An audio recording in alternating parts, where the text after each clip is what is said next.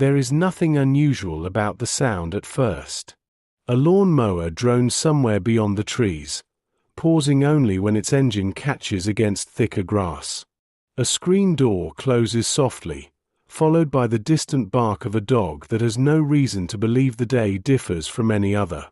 The air carries the mild warmth of October across suburban streets where bicycles lie abandoned on front lawns until evening, where newspapers wait on porches, and where children disappear between back gardens with the easy confidence that tomorrow will resemble today.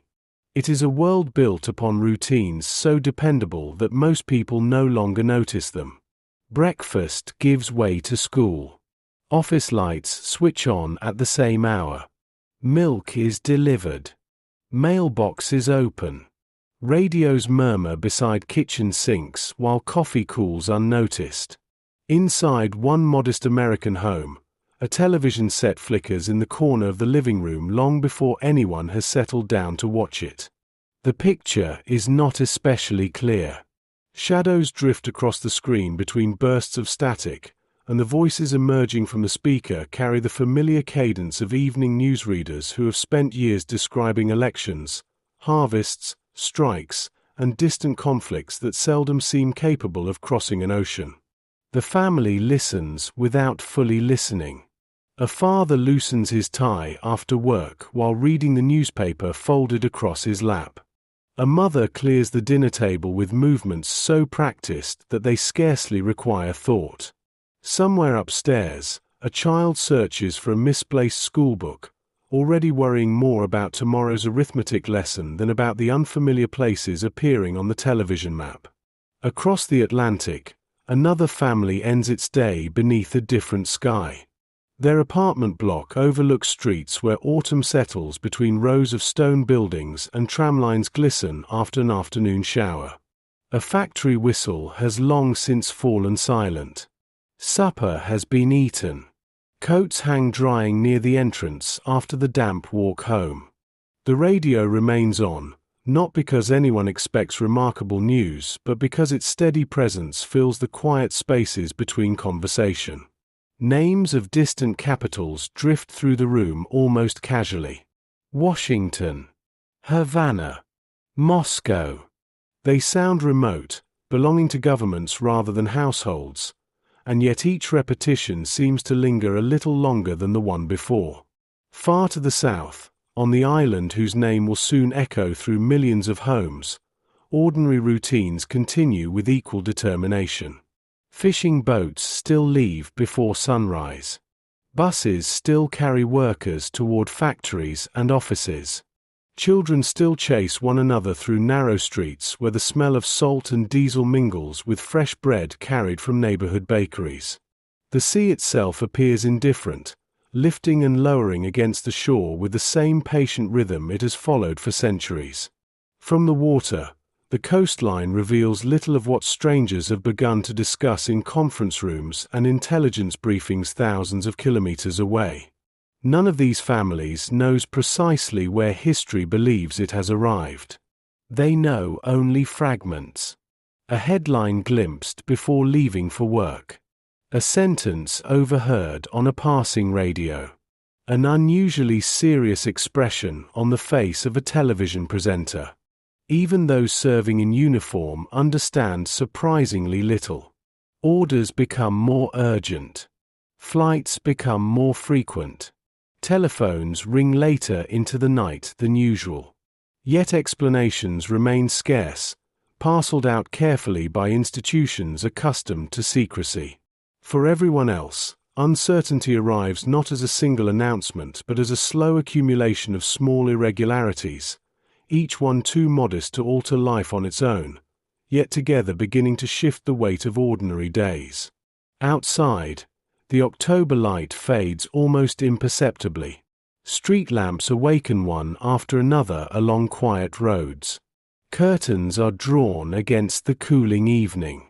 Somewhere, a train passes through the darkness carrying passengers who continue reading novels beneath soft yellow lights, unaware that diplomats, generals, intelligence officers, and naval commanders are already measuring distances that could determine whether the routines of countless ordinary households survive another week unchanged. Before we follow these families deeper into the quiet days when waiting became its own kind of endurance, if you find peace in these slow journeys through history, take a moment to subscribe. Your support allows Echoes of War to continue preserving the human stories that often unfold far from the battlefield. Morning arrives with remarkable discipline, as it always has. Alarm clocks ring before dawn in neighbourhoods separated by oceans and political systems alike. The first buses gather commuters beneath pale skies, their windows clouded by cool autumn air. Bakers unlock their doors while the streets are still quiet, placing warm loaves into display windows that glow softly against the darkness. Factory shifts begin. School bells prepare to ring. Across continents divided by ideology, millions of people perform nearly identical rituals without ever imagining one another, each believing that ordinary life possesses a certain momentum that cannot easily be interrupted. History often remembers moments when that confidence quietly begins to dissolve. The signs are subtle enough to invite dismissal. A newspaper headline grows larger than yesterday's. The evening broadcast remains on longer after supper has ended. Conversations that once drifted comfortably between family matters and neighborhood gossip begin returning to unfamiliar words spoken by politicians whose expressions appear unusually restrained. Maps suddenly occupy television screens where weather forecasts usually appear. Broad stretches of ocean, invisible to most viewers except as blue shapes between continents, become places of immense consequence. Few people understand precisely why. Fewer still can imagine what those distant waters might soon ask of the families quietly watching from their living rooms. In the United States, military installations experience changes that remain largely hidden from civilian eyes. At strategic air command bases, crews notice aircraft being prepared with greater urgency than routine exercises normally require. Maintenance teams continue their work beneath floodlights that burn later into the evening, inspecting engines, fueling aircraft, checking navigation systems with deliberate care.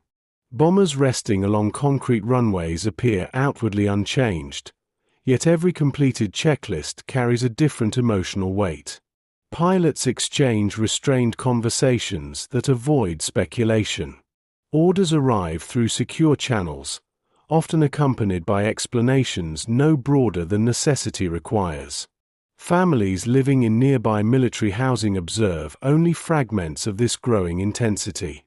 A husband returns home unusually late. A wife notices increased activity beyond the perimeter fence. Children continue playing beneath the shadows of aircraft whose readiness now extends beyond ordinary preparedness. Elsewhere, naval ports adopt their own quiet rhythm of acceleration. Ships take on supplies with remarkable efficiency. Sailors receive leave cancellations that are explained briefly, if at all. Telephone conversations become shorter, not from lack of affection but because uncertainty leaves little to say that can provide genuine reassurance. A mother folding laundry pauses beside the radio as another bulletin interrupts regular programming. She listens carefully, hoping to hear something definitive, yet receives only careful language about developments still unfolding. When the broadcast ends, the washing still needs hanging, supper still needs preparing, and tomorrow's school uniforms still require ironing.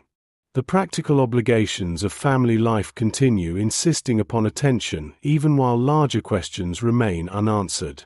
Across Europe, newspapers reproduce photographs that have traveled through telegraph wires and printing presses with extraordinary speed.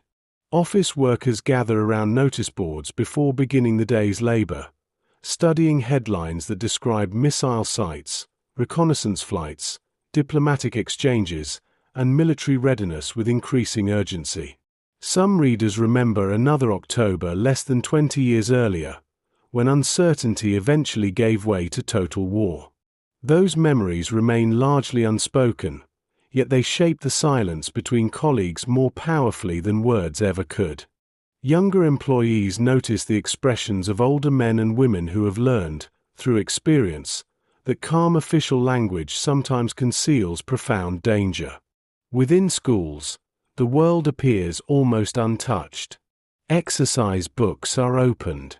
Lessons begin. Chalk scratches across blackboards while autumn rain taps gently against classroom windows. Teachers continue explaining mathematics, grammar, and geography with reassuring steadiness, though some occasionally glance toward the clock or the principal's office after hearing distant announcements echo through school corridors. Children possess an extraordinary ability to sense adult concern without understanding its source. They notice conversations stopping when they enter a room. They notice radios that remain switched on throughout the afternoon. They notice parents lingering longer beside evening news broadcasts, their attention fixed upon maps whose meaning remains inaccessible to youthful eyes. On the island of Cuba itself, daily existence unfolds beneath a different kind of awareness. Military vehicles appear more frequently along rural roads. Construction activity intensifies in places normally visited only by farmers or local workers. Some communities observe unfamiliar equipment arriving under careful supervision, while others simply notice that certain roads have become busier than usual. Yet ordinary necessities continue asserting themselves with quiet persistence. Markets still open each morning. Fishing boats still return before midday. Laundry still hangs from balconies, stirred gently by sea breezes that know nothing of reconnaissance photographs or diplomatic ultimatums. The contrast between visible normality and invisible tension grows sharper with every passing day. Perhaps the most unsettling feature of uncertainty is its refusal to announce clear boundaries. There is no single morning when every household awakens fully aware that it has entered one of history's most dangerous moments. Awareness spreads unevenly, carried through broadcasts, newspaper columns, whispered conversations, and the measured tone of public officials attempting to calm populations without diminishing the seriousness of unfolding events. Families continue making ordinary decisions because life offers them little alternative. Meals must still be cooked. Children must still be comforted. Elderly parents must still be visited. Bills must still be paid. Routine does not disappear when fear approaches. Instead, routine becomes the quiet framework within which fear gradually learns to live. And so the waiting begins, not yet the long waiting that history will remember, but its first almost imperceptible breath. It settles gently into kitchens, school corridors, railway platforms, church pews, apartment stairwells, military housing, and quiet suburban streets. It asks no one's permission before taking a seat beside the evening radio.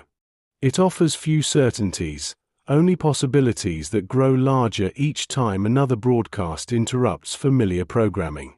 The world has not yet changed beyond recognition, but ordinary life has begun listening more carefully than it did yesterday.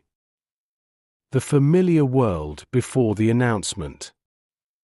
Sunday unfolds with the quiet confidence of habit. Across much of the United States, church bells drift through cool October air while families step onto sidewalks dressed in coats light enough for autumn but heavy enough to acknowledge that summer has departed. Cars ease along residential streets lined with maple trees already surrendering their leaves.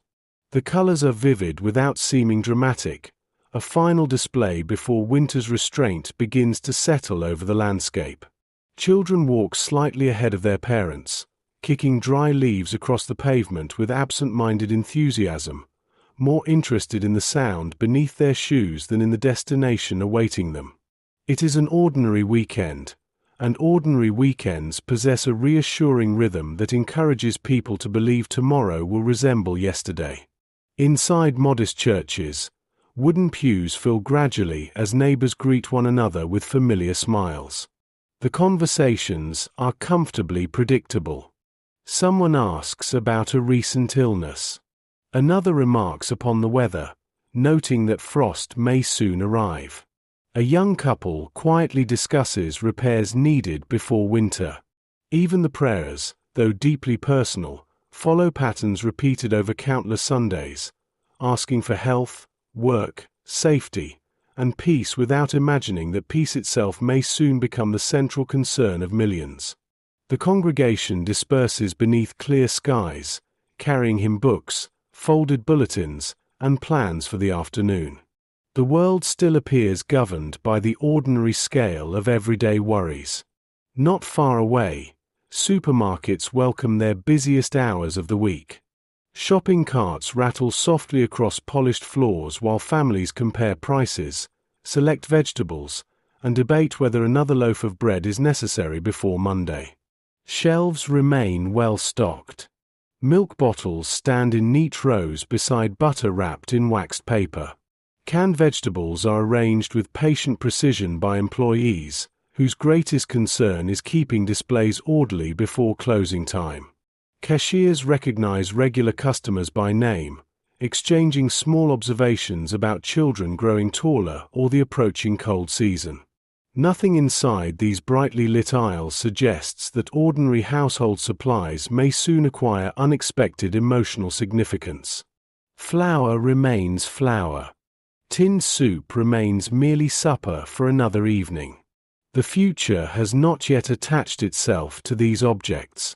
Across the country, living rooms prepare for another quiet Sunday afternoon. Curtains admit gentle light that settles across carpets where children build towers from wooden blocks or spread comic books across the floor.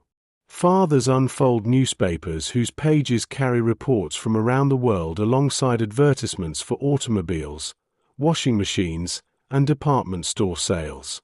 Mothers mend clothing, write letters to relatives, or begin preparing the evening meal while radios provide soft companionship from nearby shelves.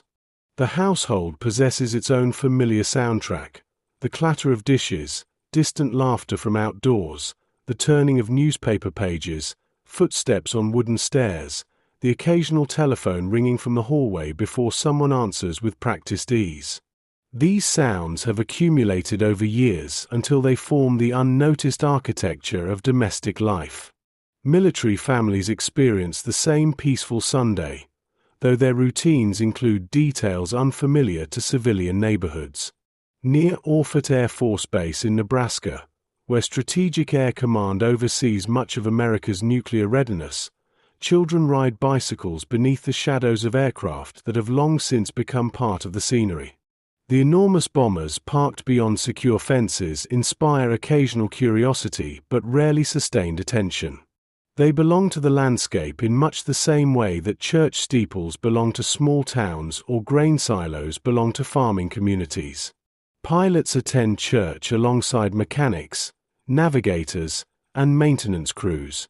They mow lawns, wash cars, coach little league games, and carry groceries exactly as their civilian neighbors do. Uniforms hang neatly in closets until Monday morning. Whatever responsibilities await behind the base gates tomorrow remain, for the moment, politely separated from family life. Yet beneath this calm surface, the machinery of government has already begun moving with greater urgency than the public can perceive. Within secure rooms in Washington, intelligence photographs taken days earlier continue receiving careful examination beneath bright lamps. Analysts measure distances with rulers and magnifying glasses, comparing shadows, road layouts, construction patterns, and the unmistakable outlines of equipment whose significance is understood by only a small circle of specialists.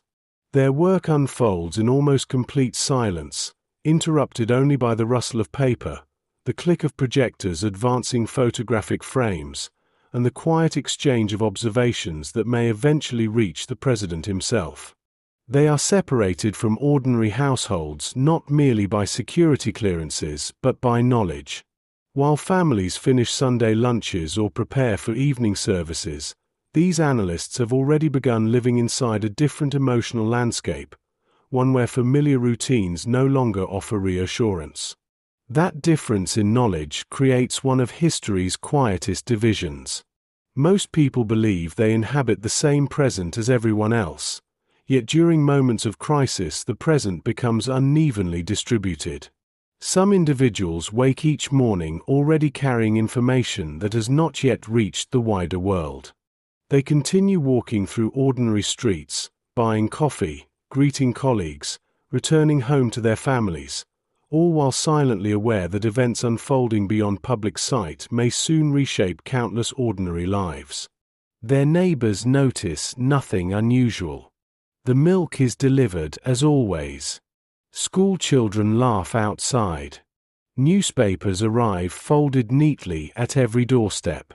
The visible world continues performing its familiar routine even as another, hidden world gathers momentum beneath it. As afternoon light begins its slow descent toward evening, televisions are switched on in living rooms across the country, not because anyone expects history but because Sunday broadcasts have become another comfortable ritual. Variety programs, sporting events, and news bulletins share the schedule with reassuring predictability. Families settle into armchairs without urgency, some only half watching while conversations continue around them. Outside, the wind stirs fallen leaves along quiet streets where children squeeze the last hour of daylight from the weekend before Monday's return to school.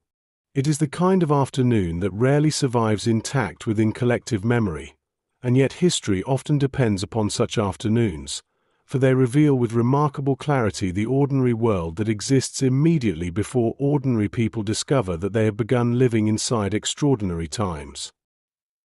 The same Sunday sun that warms American neighborhoods drifts westward across the Atlantic, carrying daylight into cities where another set of families move through equally familiar routines. In London, cafes fill with quiet conversations over tea while buses glide through damp streets still glistening from an early shower. Newspapers folded beneath passengers' arms carry reports from Berlin, Moscow, Washington, and Havana, though most readers allow their eyes to settle first upon football scores, local politics, and advertisements for winter coats. International affairs remain important, yet they still occupy the reassuring distance of foreign policy rather than immediate personal concern. Europe has grown accustomed to living beside the Cold War, much as one grows accustomed to hearing trains pass beyond the edge of town. Their presence is acknowledged without demanding constant attention. Those who remember the Second World War notice subtle differences that younger generations overlook. The measured tone adopted by broadcasters carries echoes of another era when calm voices concealed extraordinary developments. Elderly couples who once listened anxiously to wireless reports during blackouts now find themselves lingering a little longer beside the radio after the scheduled program has ended. Veterans pause over photographs printed in the morning papers, studying maps with instincts sharpened decades earlier. They rarely speak dramatically about what they suspect. Experience has taught them that uncertainty is often quieter than panic. Their caution reveals itself instead through smaller gestures: another newspaper purchased during the afternoon, another conversation held after children have left the room, another glance toward the evening broadcast before preparing supper. Within the Soviet Union, ordinary life also continues beneath familiar rhythms that reveal little of the immense political calculations unfolding behind government walls. Apartment buildings echo with the sounds of neighbors returning from weekend visits. Shared kitchens fill with the aroma of soup, black bread, and steaming potatoes while families discuss work assignments, school progress, and relatives living in distant republics. Radios remain a constant companion, though their role differs from those in Western households. Official broadcasts provide information carefully selected and carefully presented, emphasizing confidence rather than uncertainty. Most listeners have long learned to distinguish between what is said, what is left unsaid, and what must be inferred from subtle changes in tone. Yet even here, where public information follows different rules, family life continues, insisting upon ordinary priorities. Children still complete homework at kitchen tables. Grandparents still tell familiar stories before bedtime. Laundry still hangs drying near warm radiators as autumn evenings grow steadily colder. Farther south, Cuba occupies an unusual position between ordinary existence and mounting military significance. Along Havana's Malecon, waves continue striking the seawall with steady persistence while fishermen cast their lines into water reflecting the late afternoon sun. The city streets remain busy with buses, bicycles, pedestrians, and street vendors whose daily concerns revolve around work, food, transport, and family obligations rather than international diplomacy. Yet signs of increased military activity have become difficult to ignore. Uniformed personnel appear more frequently at road junctions. Trucks carrying unfamiliar equipment pass through neighborhoods that once saw mostly civilian traffic. Construction continues behind guarded fences in rural districts where local residents can observe movement without fully understanding its purpose. Daily life has not stopped, but it now shares the landscape with something larger whose outline remains incomplete. On American military bases, Sunday evening gradually acquires a different character from the one unfolding beyond their gates. Maintenance hangars remain busier than usual. Aircraft that might ordinarily await Monday inspections receive additional attention from crews accustomed to noticing the significance of altered schedules before official explanations arrive. Fuel trucks move methodically across concrete aprons beneath floodlights beginning to glow against the approaching dusk. Checklists are completed with the same professionalism demanded during countless training exercises. Yet many of the men performing these familiar tasks sense that routine has begun serving another purpose. Military life often prepares individuals for uncertainty long before uncertainty arrives, and so the outward appearance of calm rarely reveals the quiet calculations occurring beneath disciplined habits. For the families living nearby, the changes are easier to feel than to identify. A husband receives a telephone call that shortens the evening unexpectedly. Another returns from the base speaking less than usual, explaining only that tomorrow may be busy. Children notice little beyond the interruption of bedtime routines. A father who normally reads another chapter before lights out apologizes gently and promises to continue the story tomorrow. His daughter accepts the explanation without complaint, believing that tomorrow possesses the dependable certainty children naturally assign to the future. She falls asleep listening to distant aircraft engines that have become so familiar they barely deserve attention, unaware that those sounds have subtly increased throughout the evening. In Washington, however, tomorrow has already begun.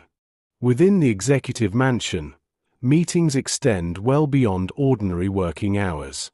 Maps lie spread across polished tables alongside reconnaissance photographs whose sharp black and white contrasts conceal consequences almost impossible to measure.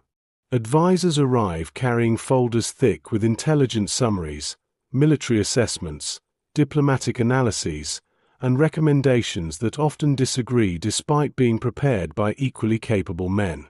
The atmosphere remains remarkably controlled. Voices seldom rise. Coffee grows cold beside untouched notebooks. No one mistakes seriousness for urgency alone. They understand that the decisions forming within these rooms may determine whether countless ordinary Sundays continue across the world or become remembered as the final peaceful weekend before catastrophe. Outside those government buildings, Washington itself remains almost serenely ordinary. Couples stroll beneath trees beginning to shed their leaves. Restaurants serve evening meals to patrons discussing business, university studies, sporting events, and family plans. Taxi drivers complain about traffic while hotel clerks welcome travelers arriving for conferences or vacations. The monuments stand quietly against the deepening sky, illuminated with the same steady confidence they have offered through previous crises. A visitor passing through the capital would notice little, suggesting that one of the most consequential weeks of the 20th century is preparing to unfold behind closed doors only a short distance away.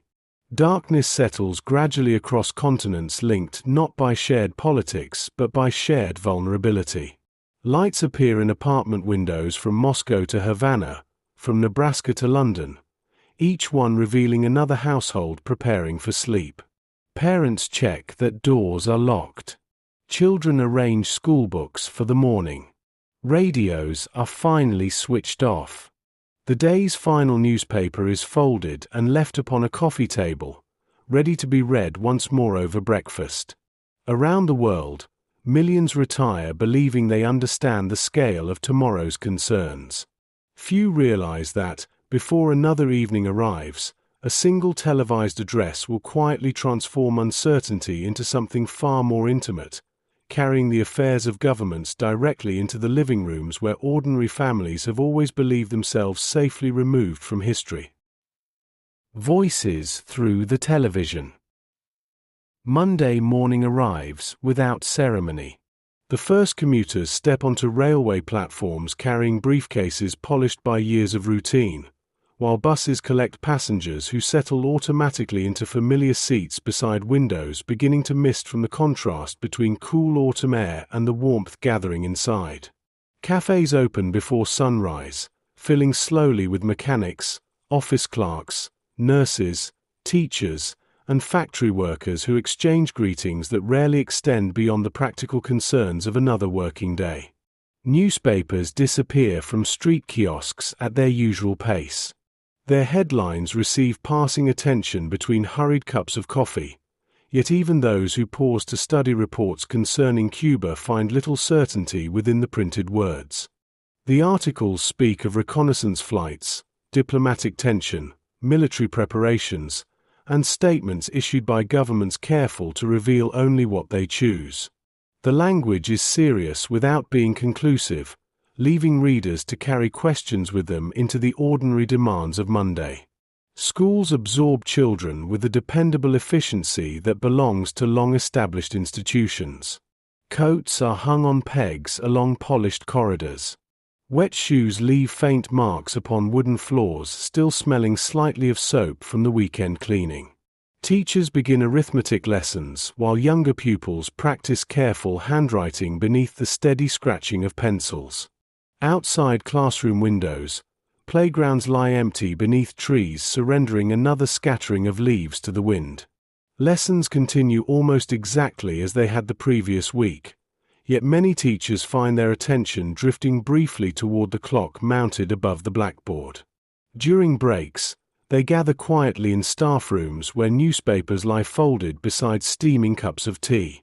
Conversations remain measured. No one wishes to speculate before facts become clearer. Even so, the uncertainty has begun entering places dedicated to certainty, where adults are expected to provide calm guidance regardless of their own unanswered questions. Across countless offices, factories, and workshops, radios become slightly more important than they had been only days earlier.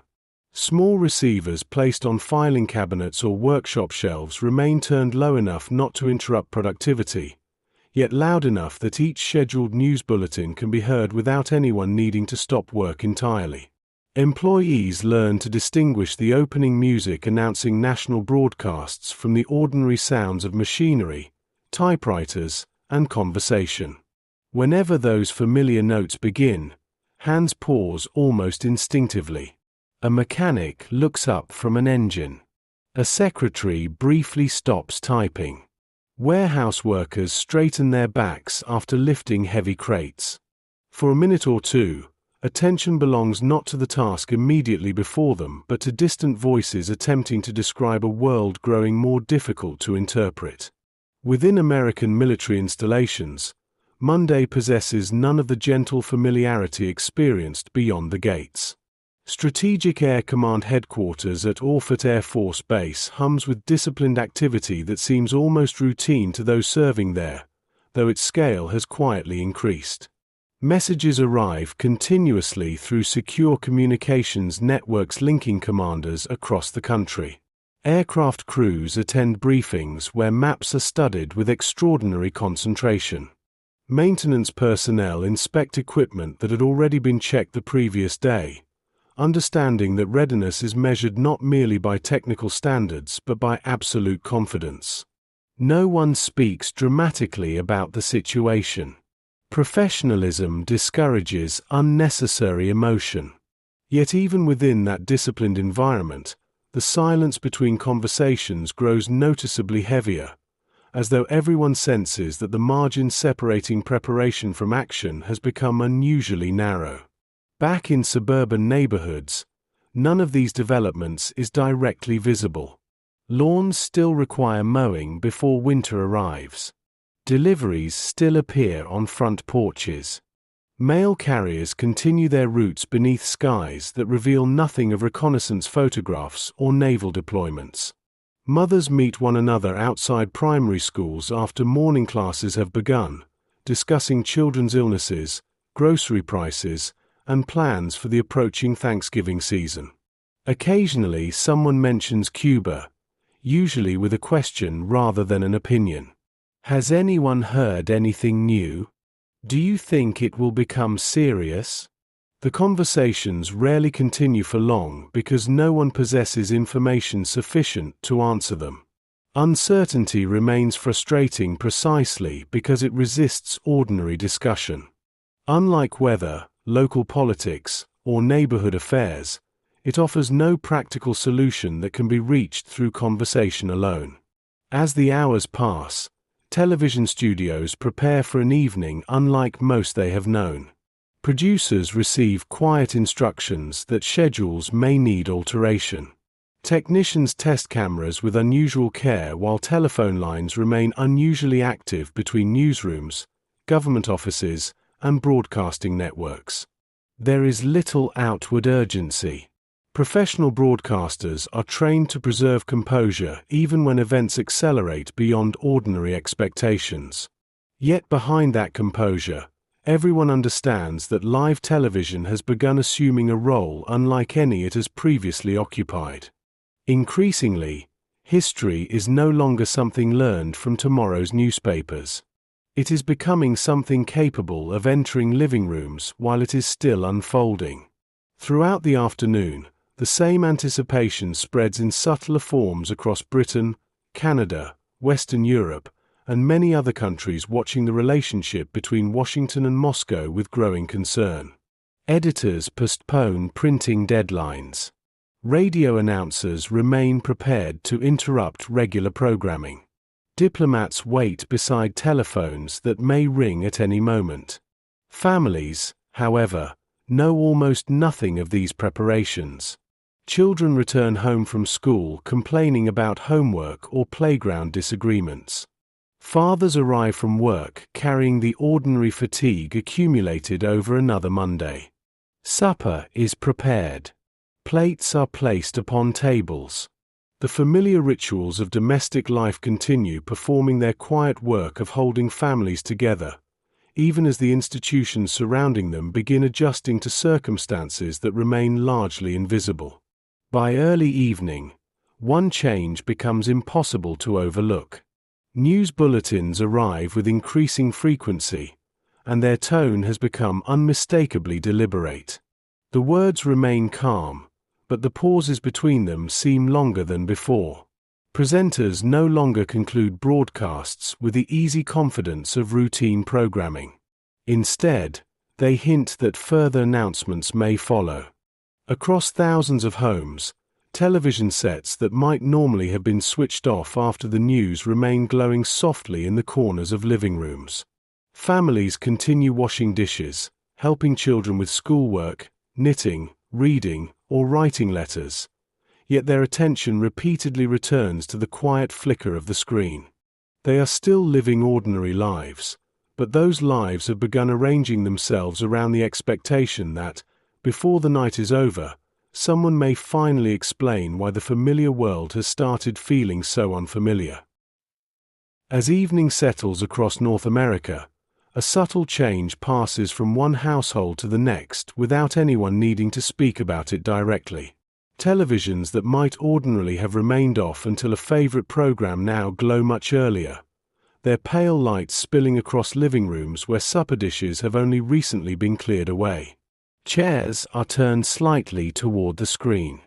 Children continue playing on the carpet, though with more frequent glances toward their parents, sensing that tonight's routines have shifted in ways too small to explain yet too noticeable to ignore. The familiar sounds of domestic life remain, the ticking clock on the mantelpiece, the clink of cups being carried into the kitchen, the quiet rustle of newspapers folded and set aside, but another sound has begun to dominate the room, the measured voice of the broadcaster waiting for instructions from somewhere beyond the studio walls. Newsrooms have grown unusually still. Producers stand beside telephones that ring with increasing regularity, receiving brief instructions delivered in careful language. Schedules that had been planned days in advance are quietly abandoned. Entertainment programs are shortened or postponed. Camera operators adjust equipment one final time before stepping back into silence, understanding that technical perfection matters little if history itself refuses to follow a script. Around them, clocks continue moving with indifferent precision. Every minute feels both ordinary and unusually heavy, as though time itself has become something everyone is watching. At the White House, President John F. Kennedy prepares to address a nation that does not yet know precisely why it has been asked to listen. Speechwriters have refined each sentence repeatedly, aware that language has become as consequential as military readiness. Every word must communicate seriousness without provoking panic, resolve without recklessness, certainty without pretending that uncertainty has disappeared. Advisors move quietly through corridors carrying revised drafts, intelligence summaries, and final recommendations. Outside, the evening air settles gently over Washington, where traffic continues flowing past illuminated government buildings. The city itself appears almost serene, its monuments unchanged, its streets filled with people returning home from work, unaware that millions of others are gathering before television screens for the same reason. Across the country, telephones begin ringing between relatives and neighbors. The conversations are brief. The president is speaking tonight. Turn on the television. They're saying it's important. No one yet knows what will be said, only that it matters enough to interrupt ordinary programming. In apartment buildings, faint blue light begins appearing behind curtains one window after another, creating an almost synchronized ritual across entire neighborhoods. Families who rarely watch the evening news together now find themselves seated side by side, united less by curiosity than by an instinct that this particular broadcast should not be experienced alone. Military households carry an additional layer of quiet awareness into the moment. Some dining room chairs remain empty because a parent has been recalled to duty before supper. Others wait for a telephone that has not yet rung but might do so before the evening ends. Wives glance occasionally toward the driveway after hearing distant aircraft overhead, wondering whether another late return lies ahead. Children ask simple questions that receive equally simple answers. Dad has work tonight. Everything is fine. The words are offered with genuine affection, even when certainty has become difficult to sustain. Parents understand that reassurance is itself a form of responsibility. The broadcast finally begins, not with dramatic music or hurried announcements, but with remarkable restraint. The president appears seated behind his desk, speaking directly into the camera with the composed cadence expected of his office. His voice neither rises nor trembles. The measured delivery itself becomes part of the message, suggesting that calm remains possible even while describing circumstances of extraordinary gravity. As he explains the discovery of Soviet missile installations in Cuba, countless households experience the same quiet transformation. Places that had seemed comfortably distant during previous news reports suddenly become immediate. Cuba is no longer simply an island somewhere in the Caribbean. It has entered the living room, carried there by maps displayed upon television screens and by sentences that steadily narrow the distance between international affairs and private family life. Children often understand less of the speech than they understand the room itself. They notice that no one interrupts. No one clears away cups or resumes reading the newspaper. Parents who usually explain complicated news in reassuring terms remain silent until the broadcast has ended.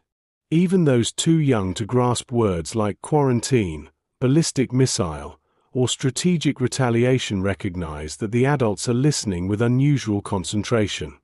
The silence surrounding the television becomes more memorable than many of the sentences themselves. When the address concludes, there is no immediate return to ordinary conversation. Broadcasters resume speaking, offering maps, analysis, and carefully chosen summaries. Yet many families leave the television on without truly following every explanation. Instead, they remain seated where they are, each person quietly assembling the fragments they have heard into some understanding of what tomorrow might bring. Questions arise gradually rather than all at once. Will there be war? Should children still go to school? Will fathers in uniform have to leave? Is there somewhere safer to go? Few of these questions receive answers that evening. They simply settle into the household alongside the furniture, the photographs on the mantelpiece, and the familiar routines that now seem unexpectedly fragile. Outside, the October night remains astonishingly peaceful. Wind stirs leaves along quiet streets. Porch lights glow steadily above front steps. Somewhere, a train passes through the darkness with passengers who have heard the same speech and now stare thoughtfully through the windows into fields disappearing beneath the night. The physical world has not changed in any visible way. Yet inside millions of homes, something profound has shifted. The waiting is no longer shaped by rumor or incomplete reports. It has acquired a name, a place on the map, and a shared understanding that tomorrow morning the familiar routines of work, school, and family life will continue beneath a new and unmistakable awareness. That history has entered the household, and no one yet knows when it intends to leave. The house rearranges itself. Morning returns with the same dependable light that greeted countless mornings before it, yet it is received differently.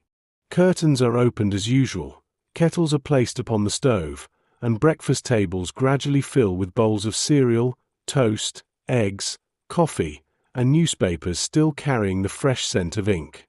The physical routine has scarcely altered, but every familiar movement now unfolds beneath knowledge that was absent the previous day. Families no longer begin Tuesday by wondering whether something serious may be happening. They begin it already aware that it is. The uncertainty has changed shape. It no longer asks whether there is danger. Instead, it quietly asks how people ought to continue living while danger remains unresolved. The newspaper lying beside the breakfast plate seems heavier than its modest weight would suggest. Maps occupy larger portions of the front page than advertisements. Photographs of reconnaissance aircraft, naval vessels, and government buildings replace the lighter subjects that usually accompany weekday mornings. Articles attempt to explain distances measured in nautical miles, missile ranges extending across continents, and diplomatic exchanges occurring behind closed doors. Most readers absorb only part of what they read before folding the paper and preparing for work. The details often exceed ordinary familiarity. Yet one conclusion becomes increasingly difficult to avoid. Decisions made far away possess the ability to reach every kitchen table.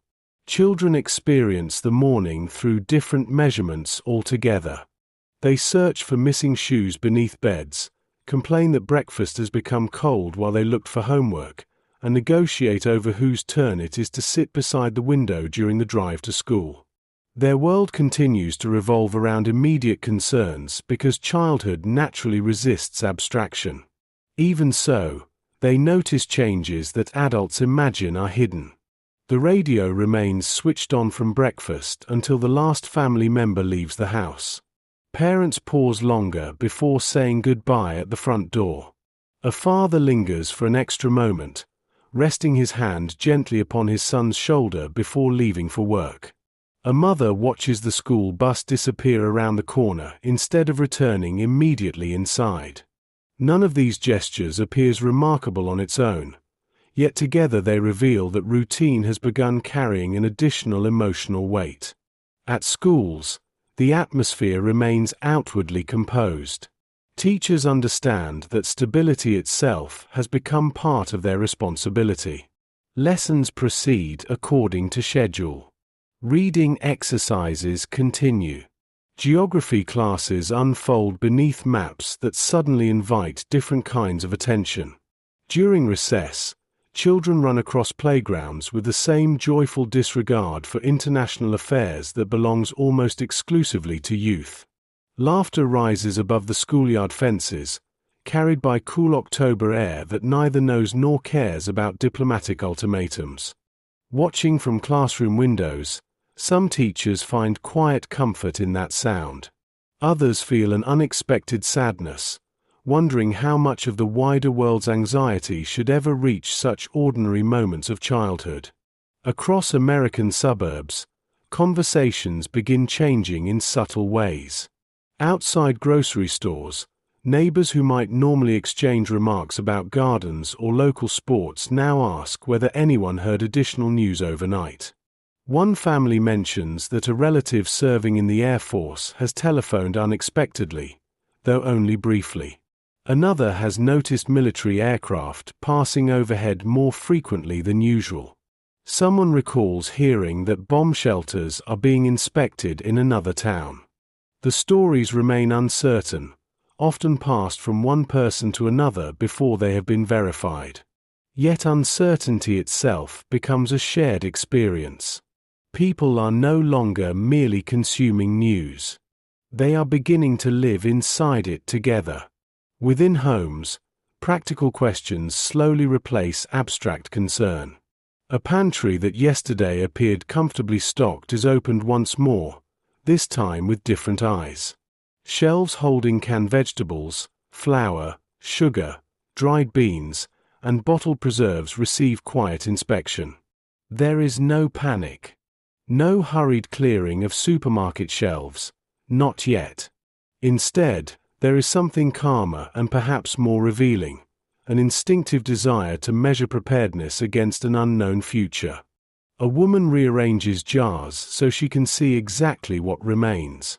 Another writes a short shopping list that includes a few additional tins, powdered milk, batteries, and candles, not because she believes catastrophe is certain, but because uncertainty has encouraged caution. Ordinary household management begins quietly expanding into contingency planning. The same transformation occurs in countless other ways that rarely enter official histories. Flashlights are tested after supper instead of being left forgotten in hallway cupboards. A family discusses where important documents are kept, discovering that no one can immediately remember which drawer contains birth certificates or insurance papers. Grandparents are telephoned simply to check that everything is well. Small repairs postponed for weeks are suddenly completed because unfinished tasks now feel strangely uncomfortable. These actions do not arise from dramatic fear. They arise from the deeply human desire to restore a sense of control whenever the wider world appears increasingly beyond one's influence. Meanwhile, beyond the sight of these neighborhoods, institutions continue accelerating. Naval forces move steadily toward their assigned positions across the Atlantic approaches to Cuba. Strategic Air Command increases its readiness with disciplined precision. Civil defense officials review procedures drafted years earlier in anticipation of a crisis that many had hoped would never truly arrive. Each institution performs its own carefully rehearsed routine, just as each family performs theirs. The remarkable difference lies only in scale. Whether arranging aircraft upon a runway or cooking food upon a pantry shelf, people everywhere are attempting the same quiet act, bringing order to uncertainty through familiar work. As evening approaches once again, the house itself begins to feel subtly different. It remains the same collection of rooms, furniture, photographs, and everyday objects that welcomed the family only a few days before. Yet the walls now seem to hold conversations they did not hold last week. The kitchen has become a place where broadcasts are heard more attentively. The living room has become a place where maps are studied. The hallway telephone has become an object that occasionally draws every eye when it rings unexpectedly. Nothing visible has fundamentally changed, and yet the emotional geography of the home has begun quietly rearranging itself around the possibility that tomorrow may ask more of it than yesterday ever did. By the middle of the week, the transformation of the household has become less visible and more deeply rooted. The first impulse to gather information gives way to something quieter, the gradual adjustment of daily rhythm itself. Families no longer interrupt every activity whenever a news bulletin begins because they have learned to weave the broadcasts into the ordinary fabric of the day. The radio remains on while beds are made, while vegetables are peeled, while laundry is folded, and while homework is completed at the kitchen table. News has ceased to be an interruption. It has become another household sound, joining the steady hum of the refrigerator, the ticking of the clock, and the occasional passing car beyond the front window. The radio possesses a peculiar intimacy that television cannot fully replace. Its voices accompany rather than command attention, allowing ordinary work to continue while distant events quietly occupy the imagination. A mother hangs freshly washed shirts in the garden, pausing only briefly as the announcer mentions developments at the naval quarantine line.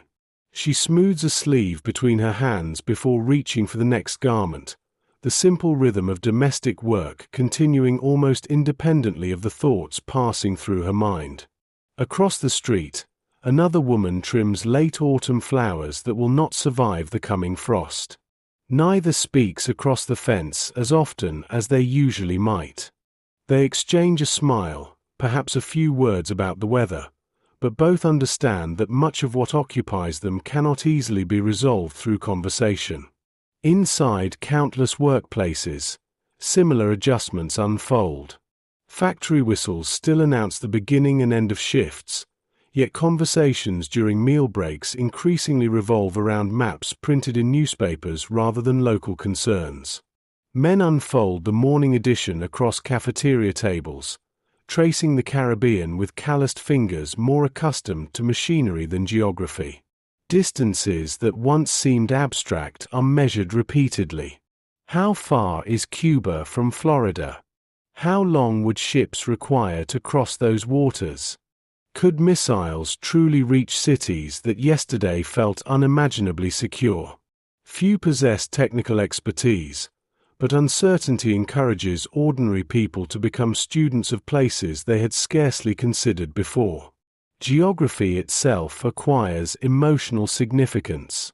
Children absorb these changes through observation rather than explanation. They notice that playground games have begun borrowing unfamiliar words overheard from adults or television broadcasts. One child pretends to command ships at sea while another announces imaginary blockades using language only partially understood. Teachers gently redirect such games toward more familiar activities, not wishing fear to become entertainment.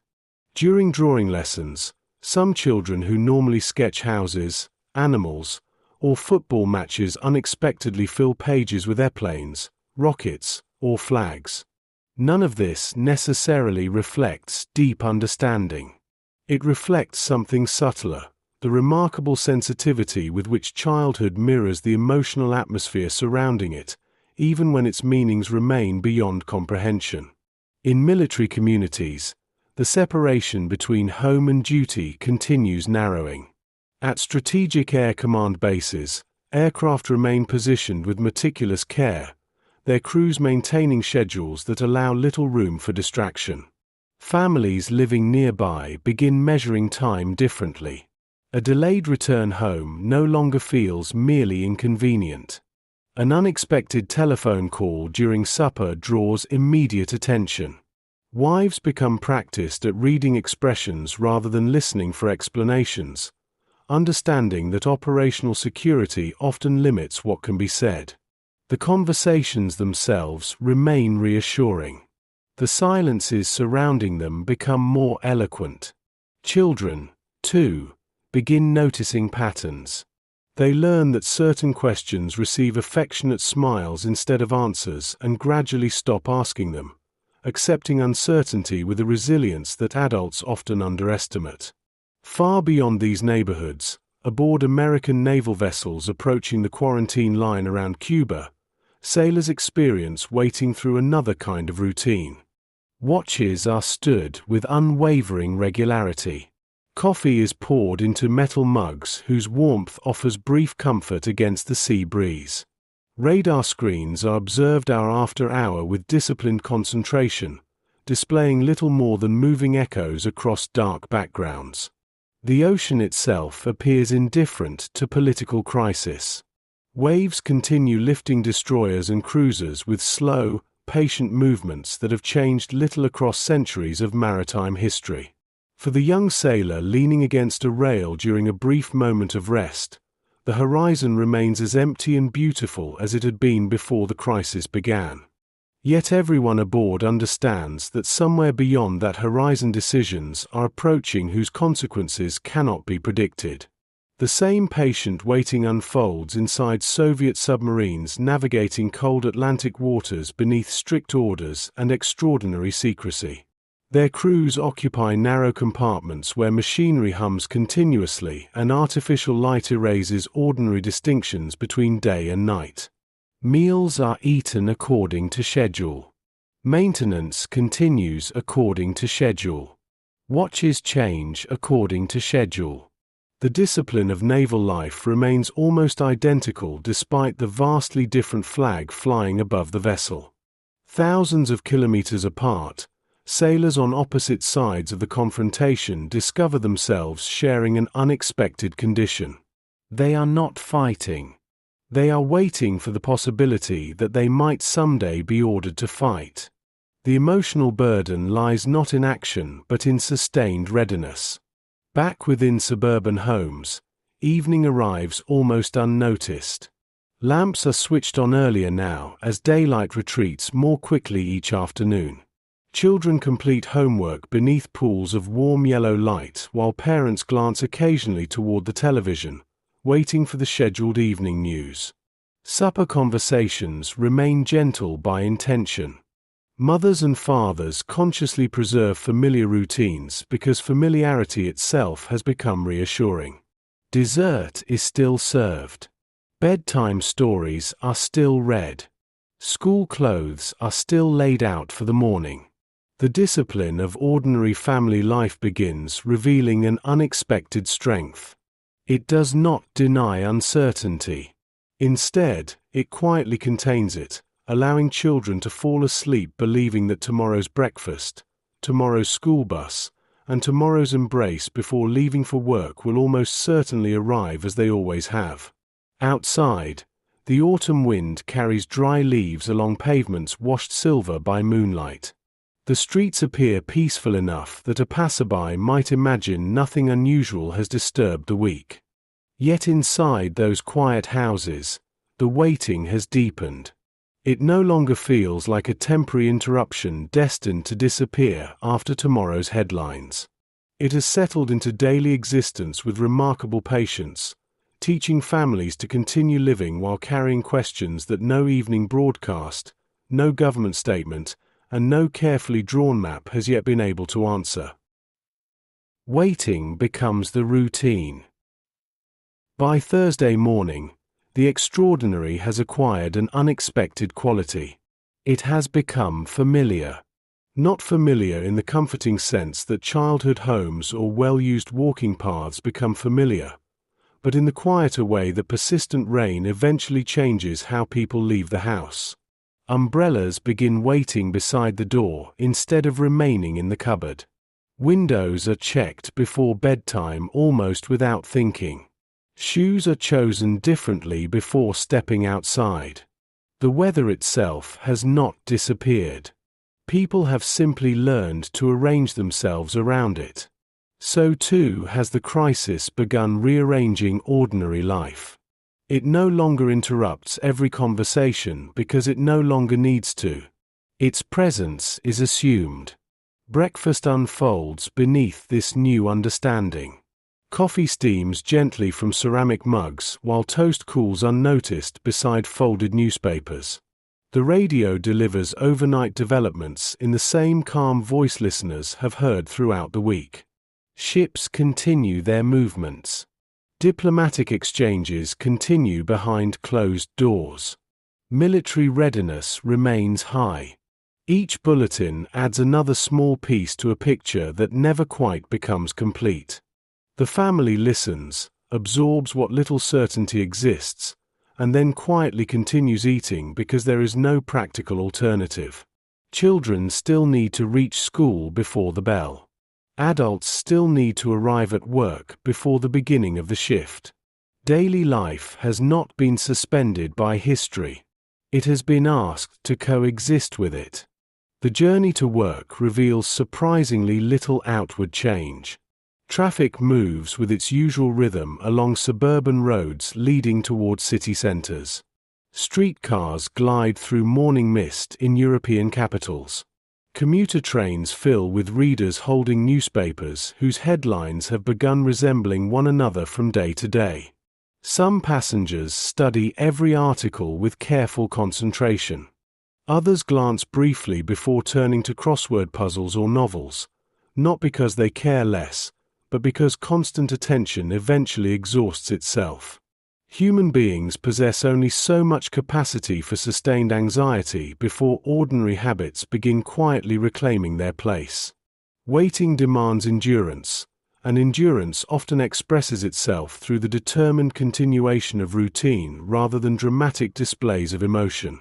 Within hospitals, another form of waiting quietly unfolds. Nurses continue changing dressings, distributing medication, and comforting anxious patients whose personal concerns naturally outweigh distant geopolitical events. Doctors move from ward to ward carrying clipboards already crowded with observations requiring immediate attention. Yet even here, where illness ordinarily defines the day's priorities, radios remain switched on in staff rooms during brief moments of rest.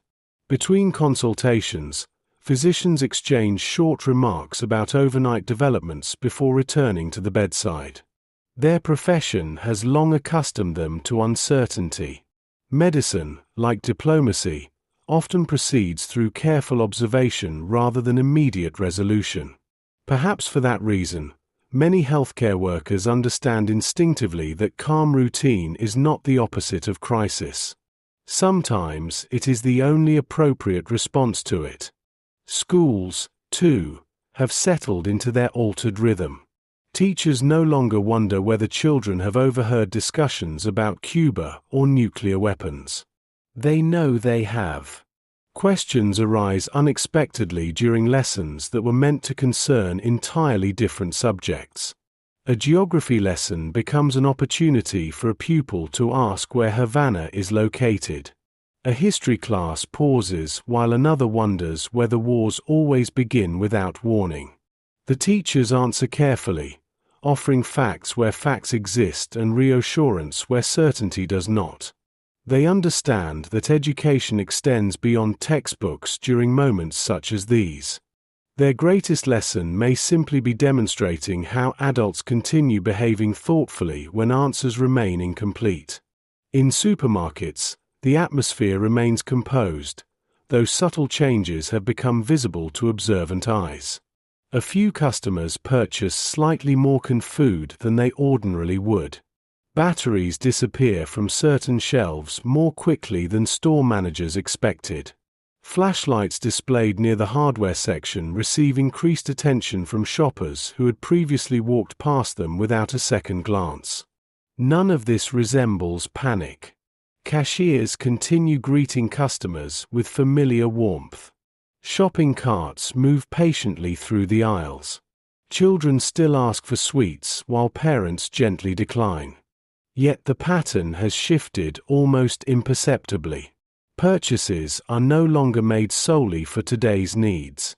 Increasingly, they acknowledge tomorrow's uncertainty as well. Civil defense offices experience a quieter but equally significant transformation. Documents prepared years earlier as precautionary measures are removed from filing cabinets and reviewed with renewed seriousness. Officials inspect public shelter locations, verify communication procedures, and revisit plans whose existence most citizens scarcely remember. These preparations remain largely invisible to the communities they are intended to serve. The work is administrative rather than dramatic, consisting of telephone calls, inventories, maintenance records, and carefully updated lists. Yet beneath their ordinary appearance lies an important truth about institutions during periods of uncertainty. Governments, like families, attempt to reduce fear by creating orderly procedures. Whether those procedures will ever be needed remains unknown. Preparing them nonetheless becomes an act of quiet responsibility. As the afternoon light begins softening toward evening, homes once again prepare to receive their families. School bags are placed beside front doors. Shoes are removed in hallways carrying the faint scent of damp leaves brought indoors from the garden path. A saucepan begins simmering gently on the stove while someone turns the radio slightly louder before washing vegetables for supper. The broadcast contains no decisive breakthrough. Neither does it bring catastrophe. Instead, it offers another careful description of negotiations continuing beyond public view, naval forces maintaining their positions, and governments repeating familiar statements. The crisis has entered a new phase, one perhaps more difficult than the first. The sharp shock of discovery has passed. What remains is something quieter, heavier, and strangely more demanding: the patient discipline of continuing ordinary life while uncertainty refuses either to deepen or to disappear. Evening gathers with the quiet certainty of late October, bringing shorter days and longer shadows across neighborhoods that have now spent several days living beneath the same unanswered question. Porch lights appear one by one along residential streets while curtains are drawn against the cool air settling over gardens stripped steadily of their summer color. From outside, each house appears complete in itself, warm windows glowing against the darkness as though nothing beyond family life could possibly intrude. Yet inside those homes, the crisis has become an uninvited resident. It requires no room of its own. It occupies the spaces between conversations, the pauses before answering the telephone, and the brief silence that follows each evening news bulletin before someone quietly asks, "Anything new?" Most evenings, the answer is remarkably similar. There has been movement. There have been discussions. Ships remain at sea. Negotiations continue. Military forces remain ready. The familiar pattern repeats until repetition itself becomes its own emotional burden. Human beings are well suited to enduring hardship that possesses a visible end. Waiting without knowing where the end lies demands a different kind of strength. Families discover this gradually rather than dramatically. They continue washing dishes after supper while commentators analyze reconnaissance photographs. They iron shirts for tomorrow's work while maps of the Caribbean remain displayed upon television screens. One activity belongs entirely to private life. The other belongs to governments and generals. Yet for this brief period in history, both unfold simultaneously within the same room.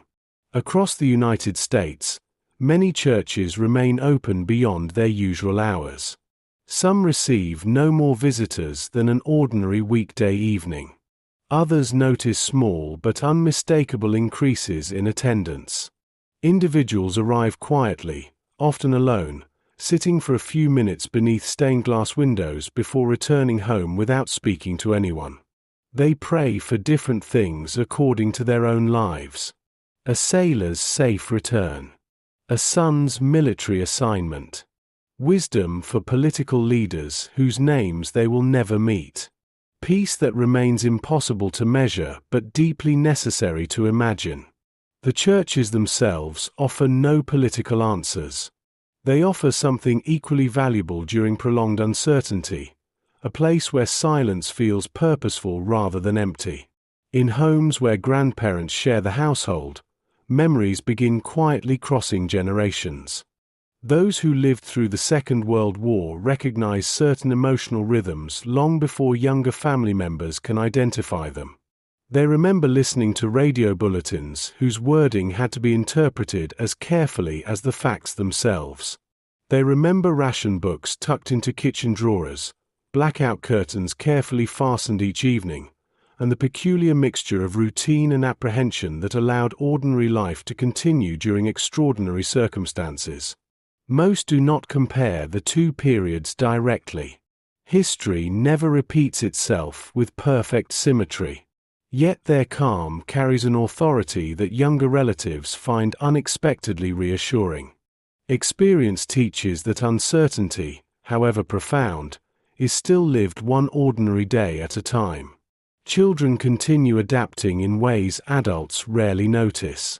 The crisis has now existed long enough to become part of the background of childhood itself. Evening news broadcasts simply precede bedtime stories. Conversations between adults occasionally pause when children enter the room, then resume after they have gone upstairs. The pattern repeats often enough that it becomes normal. Young minds accept this arrangement with remarkable flexibility. They return their attention to school projects, model airplanes, library books, neighborhood games, and collections of autumn leaves gathered from local parks. Childhood possesses an extraordinary instinct for preserving ordinary joys even when surrounded by circumstances it cannot fully understand. That instinct becomes one of the quiet strengths holding many families together. Far away, aboard ships maintaining the naval quarantine, waiting acquires its own disciplined rhythm. Watches continue through the night beneath skies filled with unfamiliar southern stars. Sailors clean equipment already cleaned the previous day, check instruments that have shown no change for hours, and stand beside railings watching waves break endlessly against the hull. The sea grants few visual signs that history has gathered upon it. A horizon remains a horizon whether it separates peaceful commerce or competing military forces. The greatest strain often comes not from action but from sustained readiness. Every sailor understands that a single order could transform the meaning of the previous week's patient routine. Until then, professionalism expresses itself through repetition. Another inspection, another report, another quiet cup of coffee before returning to watch. Inside Soviet command centers, similar routines unfold beneath different symbols and different uniforms. Officers examine updated reports arriving through secure communications, comparing ship movements, intelligence summaries, and diplomatic messages whose significance shifts with each passing hour. Much of their work resembles the careful administration found in any large institution. Documents are filed. Maps are revised. Orders are copied accurately. Telephones ring, are answered, and fall silent again. History often appears dramatic only when viewed from a distance. Up close, it is frequently constructed from thousands of ordinary acts performed with careful attention by individuals whose names rarely survive in public memory.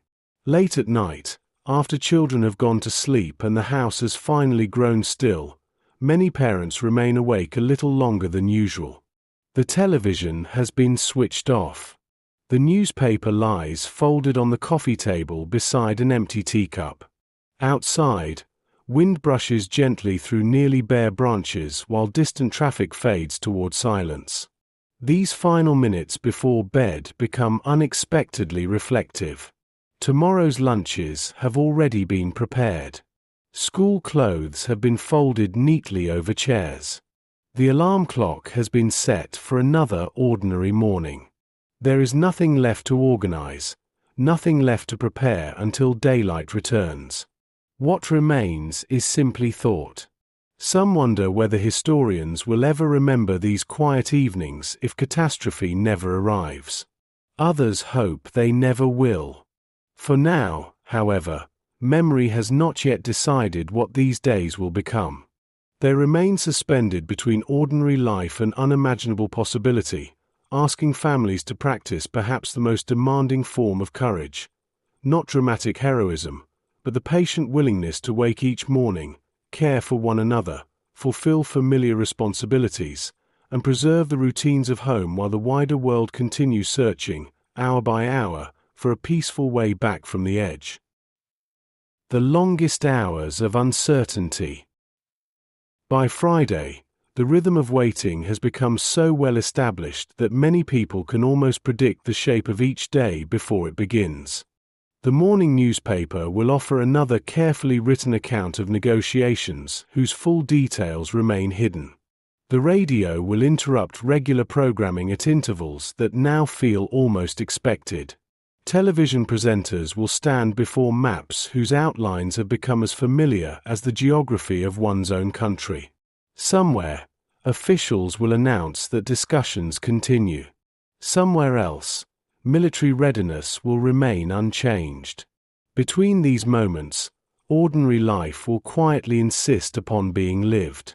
The week has begun leaving its mark upon people's faces, though not in ways that strangers immediately notice.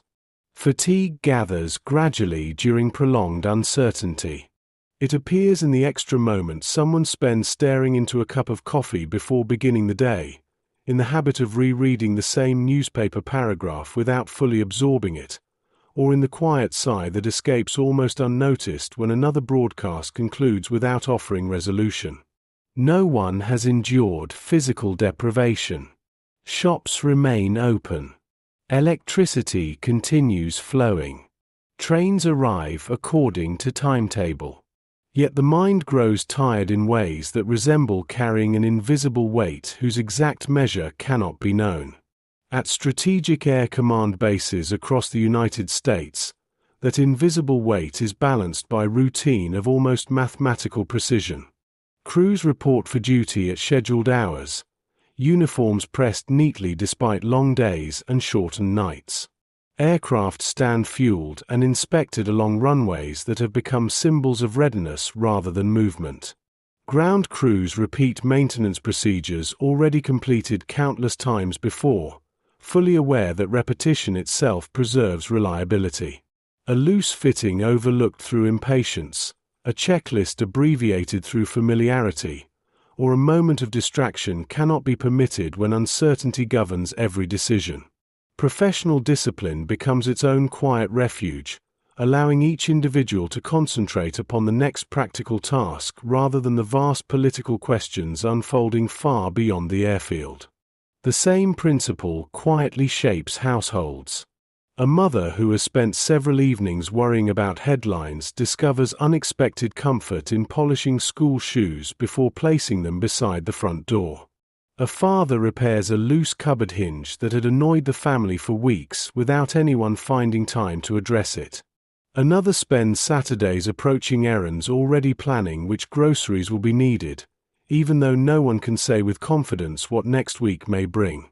These modest acts do not deny the seriousness of the crisis. They reaffirm something equally important, that ordinary responsibilities continue deserving care regardless of the uncertainty surrounding them. In tending to the small world immediately before them, families preserve a sense of order that larger events cannot easily provide. Across naval formations maintaining the quarantine, waiting grows increasingly physical. The ocean remains calm on some days, unsettled on others, but always indifferent. Watches change with dependable regularity through daylight and darkness alike. Sailors become intimately familiar with the sounds of their ships, the steady vibration beneath steel decks, the rhythmic pulse of engines, the occasional call carried across the water from another vessel maintaining its assigned station. Meals are eaten according to schedule, conversations remain measured, and sleep comes whenever duty permits rather than whenever the mind feels ready to rest. Every distant silhouette upon the horizon receives careful attention before slowly resolving into something expected, or sometimes into something that demands further observation. Much of naval service consists not of dramatic encounters but of disciplined patience stretched across long expanses of sea. Meanwhile, within homes scattered from Florida to California, from Canada to Britain, another kind of observation quietly unfolds. People begin studying one another almost as carefully as they study the news. A husband notices that his wife lingers longer beside the radio than she admits.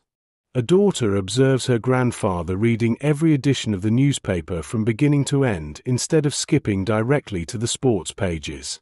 Neighbors who once exchanged only brief greetings now pause for longer conversations at garden fences, not because fresh information has appeared but because uncertainty itself has become something easier to carry when shared.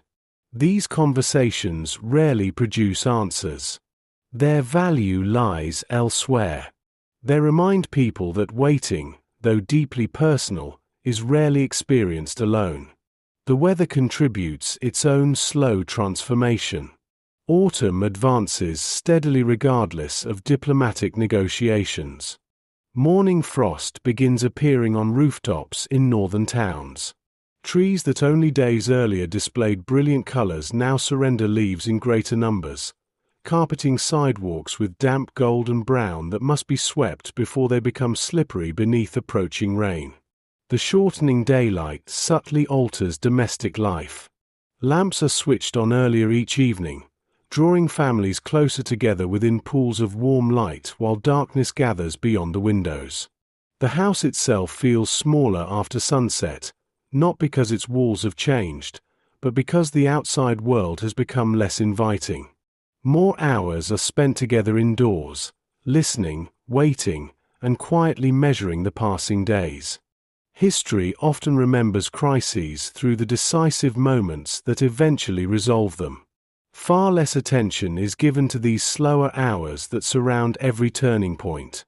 Yet it is here, within repeated breakfasts, familiar commutes, carefully maintained aircraft, patient naval watches, evening conversations, and houses gradually closing themselves against the early darkness of autumn, that most people actually live through history. They experience it not as a sequence of dramatic events, but as the steady accumulation of ordinary days whose meaning remains uncertain until long after they have passed.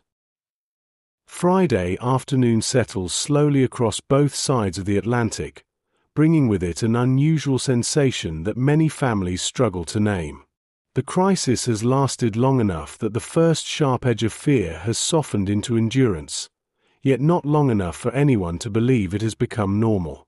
People find themselves suspended between two emotional states.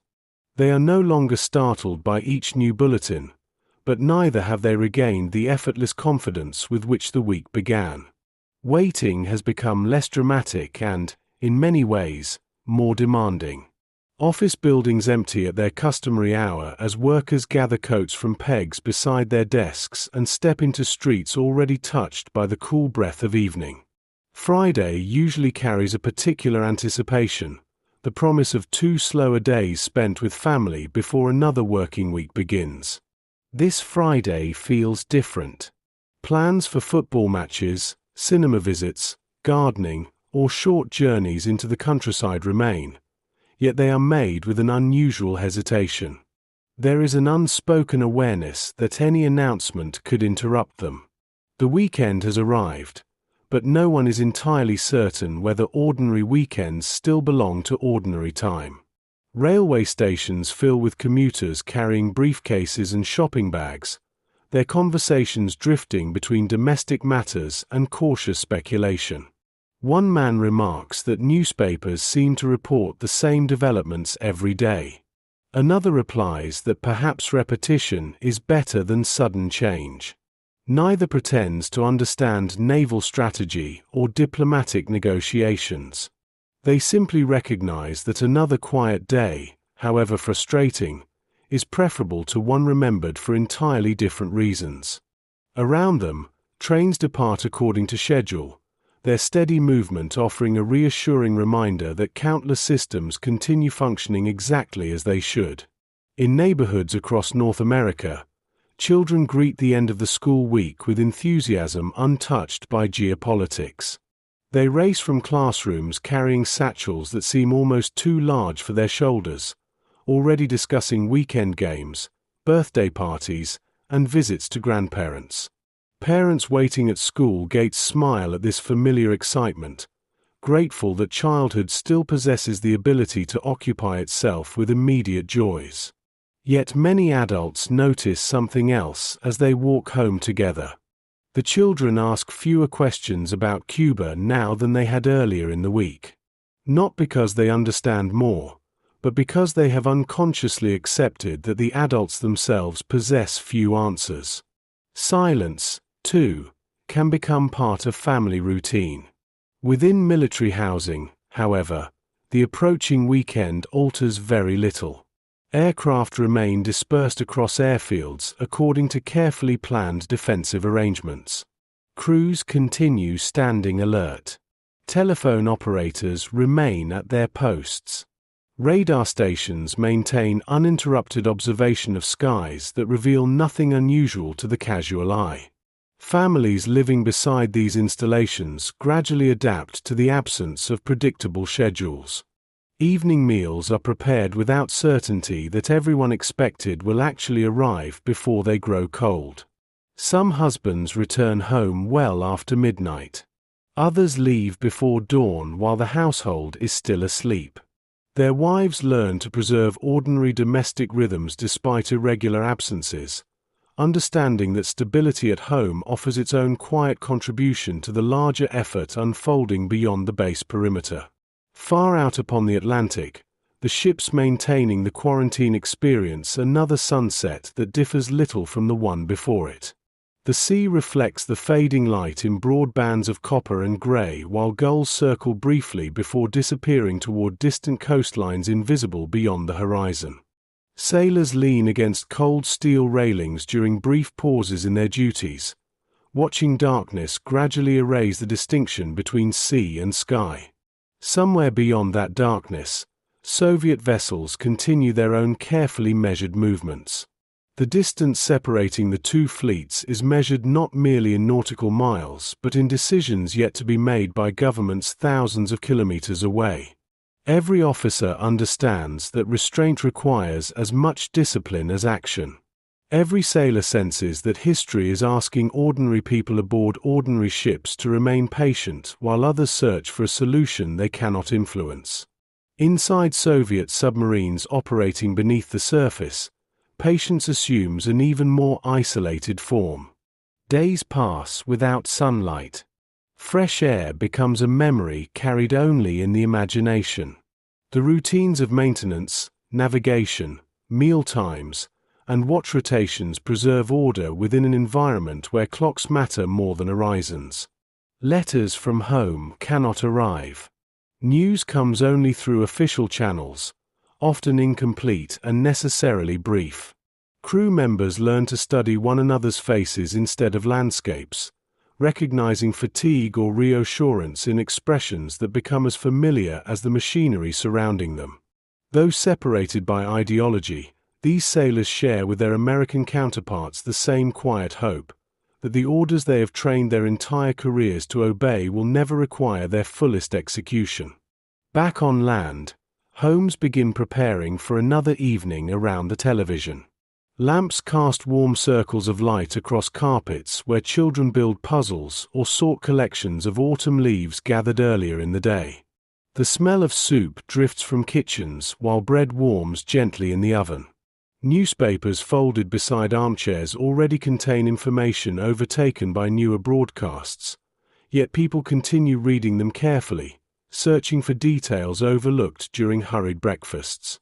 Familiar domestic scenes repeat themselves with almost comforting precision, but beneath that precision lies an awareness that every ordinary action has quietly become an act of confidence in tomorrow. Confidence, however, is not certainty. It is something gentler. It is choosing to polish shoes for Monday, even though Monday has not yet been guaranteed. It is planting spring bulbs before the ground freezes, trusting that seasons will continue arriving in their proper order. It is reading another chapter of a bedtime story because children deserve endings that come when promised. Across thousands of homes, families continue making these small investments in the future, not because they know what the coming days will bring, but because ordinary life has always depended upon believing that the future is worth preparing for. As darkness settles completely over oceans, cities, villages, and isolated farmhouses alike, the crisis enters another night without resolution. The waiting continues. Yet something within the families enduring it has quietly changed. The uncertainty that first arrived as an unwelcome visitor has become a silent companion carried through each day with increasing steadiness. No one has grown comfortable with it. They have simply learned that human life possesses an extraordinary capacity to continue loving, working, teaching, repairing, cooking, praying, and caring for one another even while history itself seems unwilling to decide what tomorrow will become. Days measured by broadcasts. Saturday arrives more quietly than anyone expected. For generations, the weekend has marked a gentle loosening of the week's discipline. Alarm clocks are silenced. Breakfast stretches a little longer. Children linger in their pajamas while cartoons, music programs, or light entertainment drift from the television. Gardens receive attention postponed during the working week. Cars are washed in driveways. Markets fill with families carrying woven baskets rather than briefcases. The calendar insists that it is a day of rest, yet the habits formed during the past several days remain firmly in place. Before planning the afternoon, before deciding whether to visit relatives or rake leaves from the lawn, many households perform the same new ritual. They turn on the radio. The first morning bulletin offers little that seems dramatically different from the one before it. Diplomatic contacts continue. Naval forces remain deployed. Military readiness remains high. The language has become familiar enough that listeners begin noticing not only what is said but how it is said. A broadcaster's tone receives almost as much attention as the words themselves. A pause before the next sentence invites quiet speculation. The absence of alarming developments becomes reassuring in ways that would have seemed strange only a week earlier. People begin finding comfort not in positive news, but in the simple absence of worse news. Weekend markets retain much of their usual life. Farmers unload apples, potatoes, onions, and late-season vegetables beneath cool autumn skies. Bakers arrange fresh loaves whose warmth fills the air with reassuring familiarity. Florists display chrysanthemums and bundles of dried flowers destined for dining tables and cemetery visits alike. The conversations between customers remain gentle, though they now wander naturally toward the crisis before returning to ordinary matters.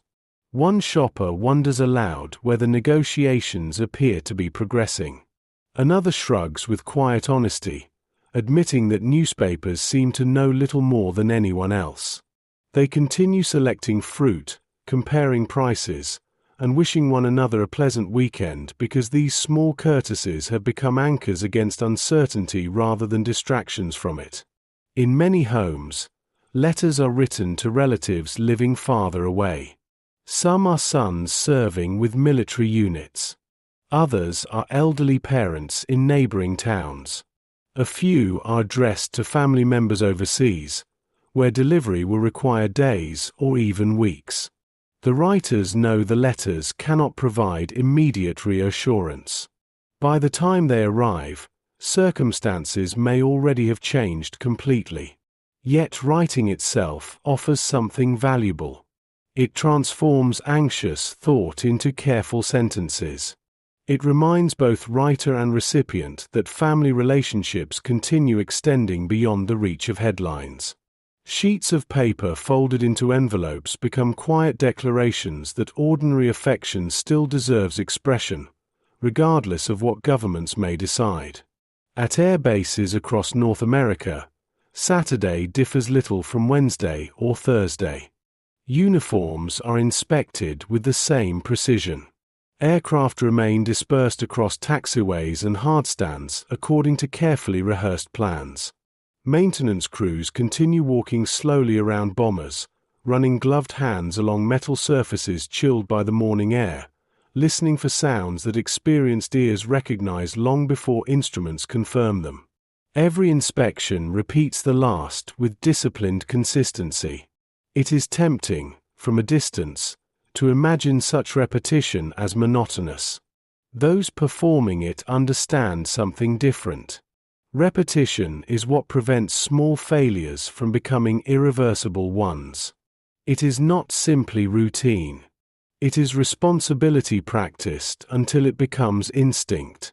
Far from these airfields, aboard merchant vessels crossing the Atlantic on entirely civilian business, another kind of waiting quietly unfolds. Captains receive shipping advisories alongside weather forecasts, studying notices concerning naval activity before plotting the safest and most efficient courses. Crews continue loading and unloading cargo much as they always have, though conversations on the bridge increasingly include names that only weeks earlier belonged almost exclusively to diplomats and military planners. Commercial life has not stopped. Grain still crosses oceans. Machinery still moves between ports. Letters, clothing, medicines, and everyday goods continue their patient journeys from one shore to another. The wider machinery of ordinary civilization keeps turning, even while extraordinary events cast their long shadow across familiar sea lanes. Within neighbourhoods, children discover that autumn itself refuses to pause for international affairs. Footballs bounce across parks scattered with leaves. Kites struggle against cool breezes sweeping across open fields. Families wrap scarves more tightly around their necks before setting out for afternoon walks. The air carries the unmistakable scent of approaching winter, damp earth mixing with wood smoke rising from chimneys lit for the first time in many homes since the previous spring. Nature continues observing its own calendar with complete indifference to political crisis. The leaves fall whether diplomats agree or disagree. The evenings shorten whether ships advance or remain stationary. There is quiet comfort in this constancy. It reminds those paying attention that not every rhythm in the world has become uncertain. As daylight begins its slow descent toward another early sunset, families gradually return home carrying shopping bags, bundles of firewood, fresh bread, or nothing more than the pleasant fatigue of time spent outdoors together. Coats are hung near the front door. Boots leave damp marks upon hallway mats. The kettle is filled once again. Before anyone sits down fully to enjoy the warmth of the house, a familiar hand reaches almost automatically toward the radio. The habit now requires no discussion. News has become another part of the household's seasonal rhythm, arriving as predictably as the evening darkness beyond the windows, quietly measuring the passing days while the world waits for history to decide whether patience alone will be enough. By Saturday evening, many households have begun noticing that time itself feels strangely altered. The clock upon the mantelpiece continues marking each hour with perfect reliability, yet the emotional pace of the days no longer matches its steady movement. Mornings seem to pass quickly while ordinary work fills the hands. Evenings, however, stretch into long periods of listening, reflecting, and waiting. Between the final news bulletin before bed and the first bulletin after sunrise lies a silence that often feels longer than the hours themselves. It is during these quiet intervals that imagination becomes most active, filling the absence of information with possibilities that no broadcaster can either confirm or dismiss. The evening meal remains one of the few moments when families deliberately protect themselves from that uncertainty. Dining tables continue serving their ancient purpose of gathering people together around something immediate and tangible. Soup is ladled into bowls. Bread is passed from hand to hand. Butter softens beside warm potatoes while steam briefly clouds the kitchen windows before fading into the cool glass. Conversation often begins with familiar subjects deliberately chosen for their reassuring ordinariness. Someone describes a school assignment. Another recounts a humorous mistake made at work. A younger child proudly announces success in learning to ride a bicycle without assistance. These moments are not attempts to ignore the wider world. They are reminders that the wider world has not yet succeeded in taking away the ordinary joys that make family life worth protecting. After the dishes have been washed and dried, many households settle into living rooms that now seem permanently arranged around the television.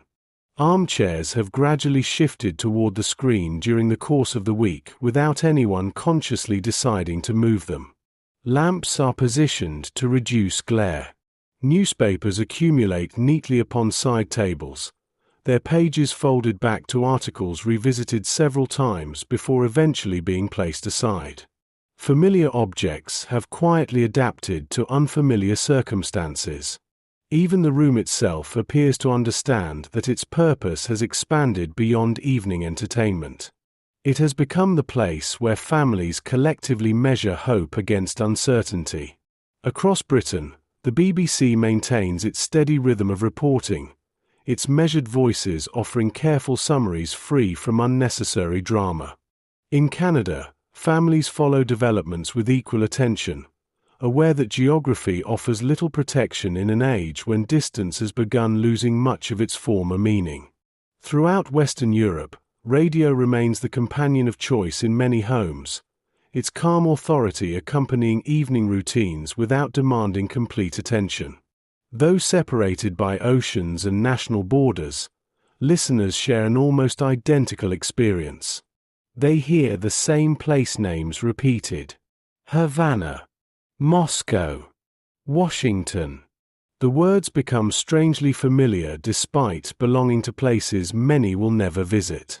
Entire populations gradually construct emotional maps around locations previously known only from school atlases. Inside diplomatic missions around the world, another Saturday evening unfolds beneath softer lighting and quieter voices. Embassies remain active long after ordinary office buildings have emptied. Telegraph operators continue transmitting carefully encoded messages. Couriers move discreetly through corridors carrying sealed documents from one office to another.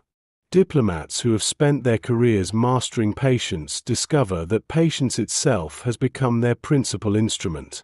Negotiation rarely resembles the dramatic confrontations imagined by cinema.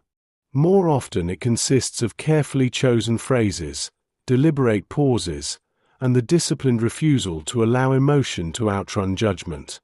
While families wait beside their radios, these men and women wait beside polished conference tables, equally aware that every hour passing without violence carries its own quiet significance. The same disciplined patience governs countless military command posts.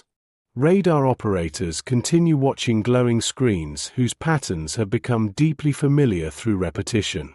Communication specialists log routine transmissions with meticulous handwriting. Meteorologists prepare weather forecasts because aircraft and ships remain dependent upon winds and cloud cover regardless of political circumstance. Everywhere within these institutions, ordinary professional competence quietly supports extraordinary responsibility. The greatest achievement of such organizations often lies not in spectacular action but in their ability to continue functioning calmly while uncertainty surrounds them. Back in suburban neighborhoods, bedtime arrives with gentle consistency.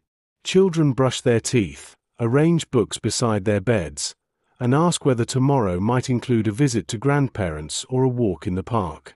Parents answer with genuine warmth, promising plans they fully intend to keep if circumstances allow. They kiss sleeping foreheads, switch off bedside lamps, and close bedroom doors with the careful softness reserved for houses that have finally grown quiet. For a few precious minutes, they stand listening to the peaceful sounds of children settling into sleep. Those sounds possess extraordinary reassurance. They remind adults what has remained unchanged despite everything unfolding beyond their windows. Only after the house has fallen silent do many parents allow themselves to consider the wider horizon once more. They return to the living room where the television has already concluded its final broadcast for the evening. The screen fades to darkness, reflecting their own faces faintly in the polished glass. Newspapers remain open to maps now almost memorized. Somewhere beyond those printed coastlines, ships continue maintaining careful distances from one another. Aircraft remain ready upon illuminated runways. Diplomats continue searching for language capable of carrying nations safely through the coming days.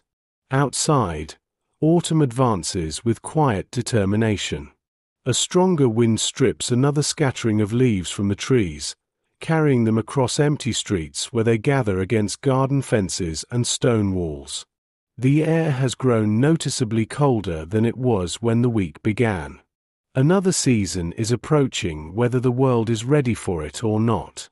The families inside these warm houses cannot influence the conversations taking place in government offices or military headquarters. They cannot alter the movements of fleets or the calculations of statesmen. What they can do, and continue doing with remarkable steadiness, is preserve the ordinary rhythms of human life. They prepare breakfasts not yet eaten. They fold laundry not yet worn. They plan birthdays, repair bicycles, read bedtime stories, write letters, water houseplants, and speak gently to one another. In times of profound uncertainty, these simple acts are not insignificant. They are the quiet evidence that hope often survives not through grand declarations, but through the stubborn continuation of everyday life, one ordinary evening after another, while history slowly searches for a path away from the edge. Sunday without answers. Sunday dawns beneath a sky washed pale by the cool light of late October. A thin mist lingers over gardens and open fields before the rising sun gradually draws it upward, revealing lawns silvered by frost and hedgerows already surrendering to the coming winter. The world appears almost unusually peaceful. Birds continue searching among fallen leaves for seeds overlooked the previous afternoon. Milk bottles wait quietly on front steps where they have been delivered before sunrise, their glass catching the first light of morning. Somewhere, the slow ringing of church bells begins once again, sounding almost exactly as they had 1 week earlier. Yet those who hear them understand that they themselves have changed during the intervening days. The routines of Sunday return faithfully, though each carries a quieter, more reflective character than before. Families dress carefully for church or for visits to relatives in neighboring towns.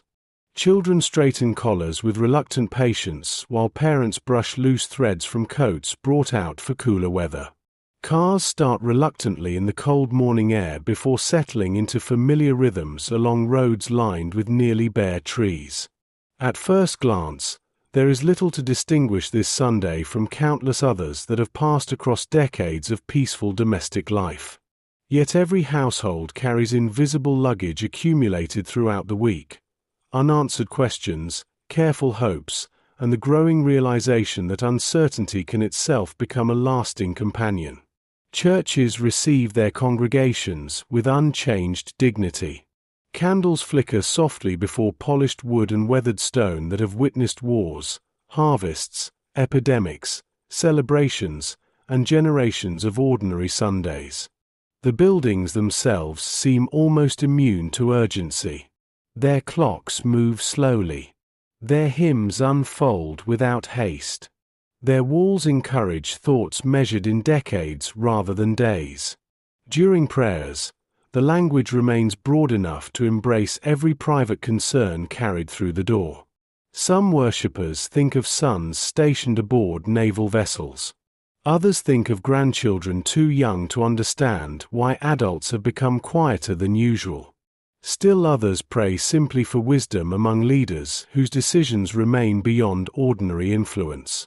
Few speak these thoughts aloud after the service concludes.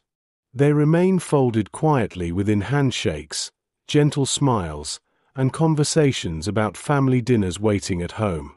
Outside, cemeteries bordering many churches become places of unexpected reflection. Fresh flowers are placed upon graves while autumn leaves gather patiently between rows of weathered headstones.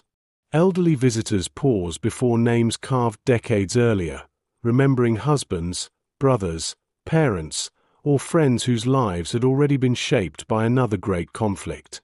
Memory has its own rhythm, and moments of present uncertainty often awaken older recollections that have rested quietly for years.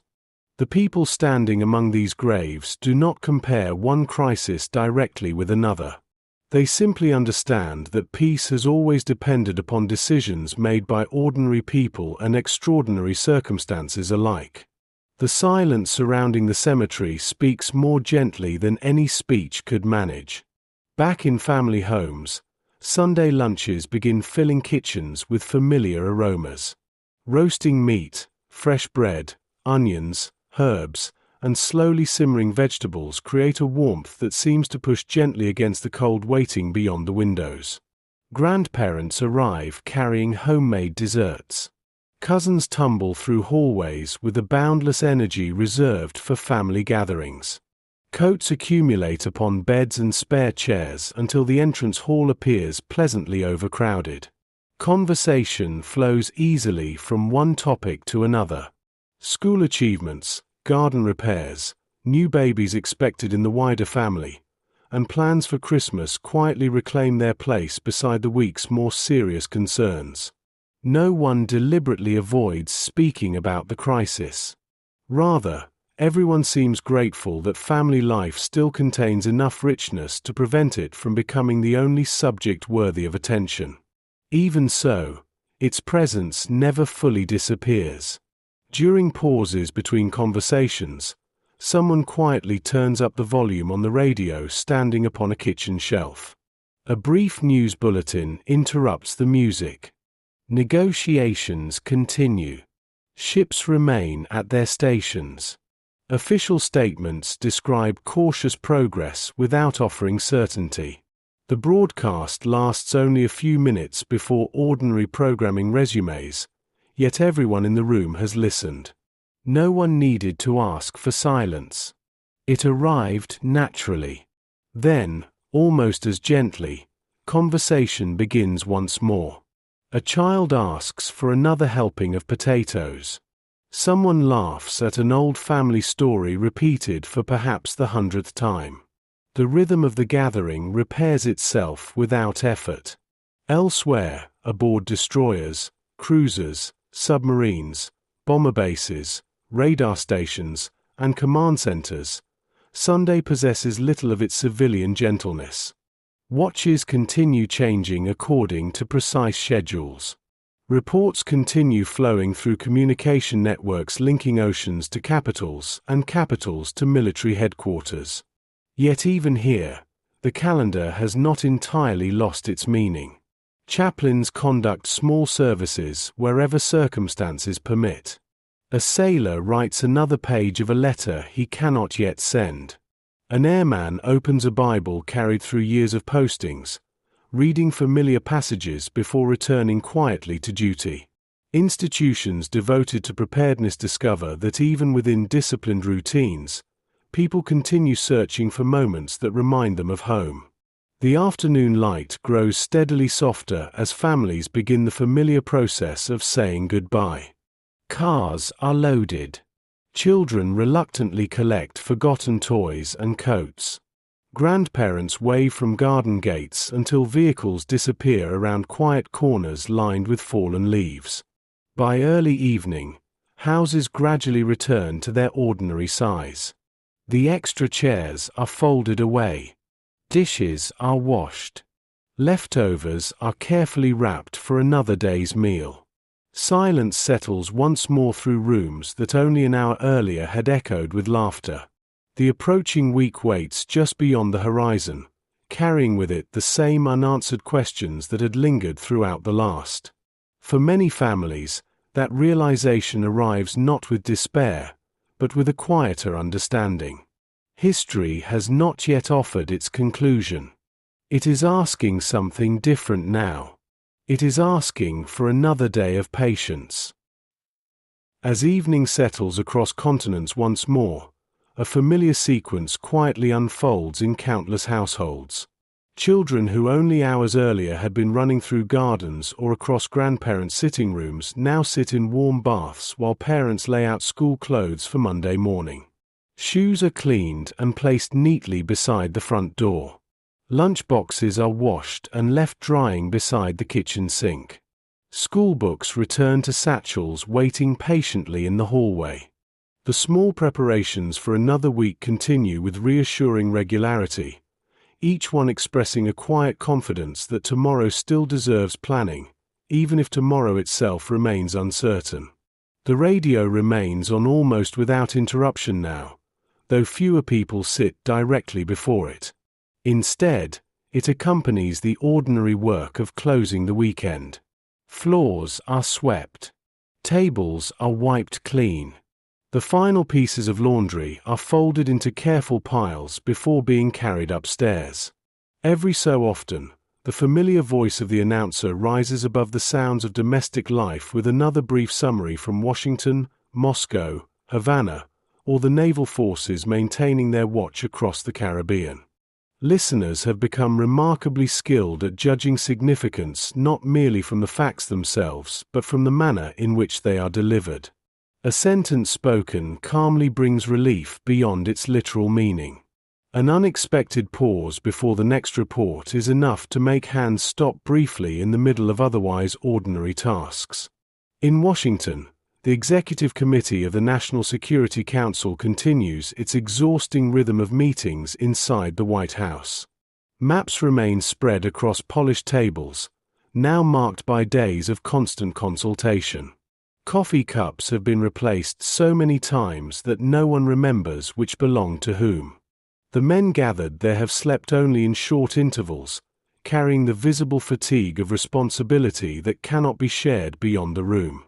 Every intelligence report arriving from reconnaissance aircraft, from naval commanders, or from diplomatic channels must be weighed carefully against every possible consequence.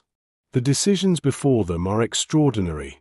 Yet the process itself consists largely of patient discussion, measured disagreement, and the disciplined refusal to mistake urgency for wisdom. Across the ocean, inside the Kremlin, a similar burden settles upon another group of officials working beneath different portraits, different flags, and different assumptions about the world.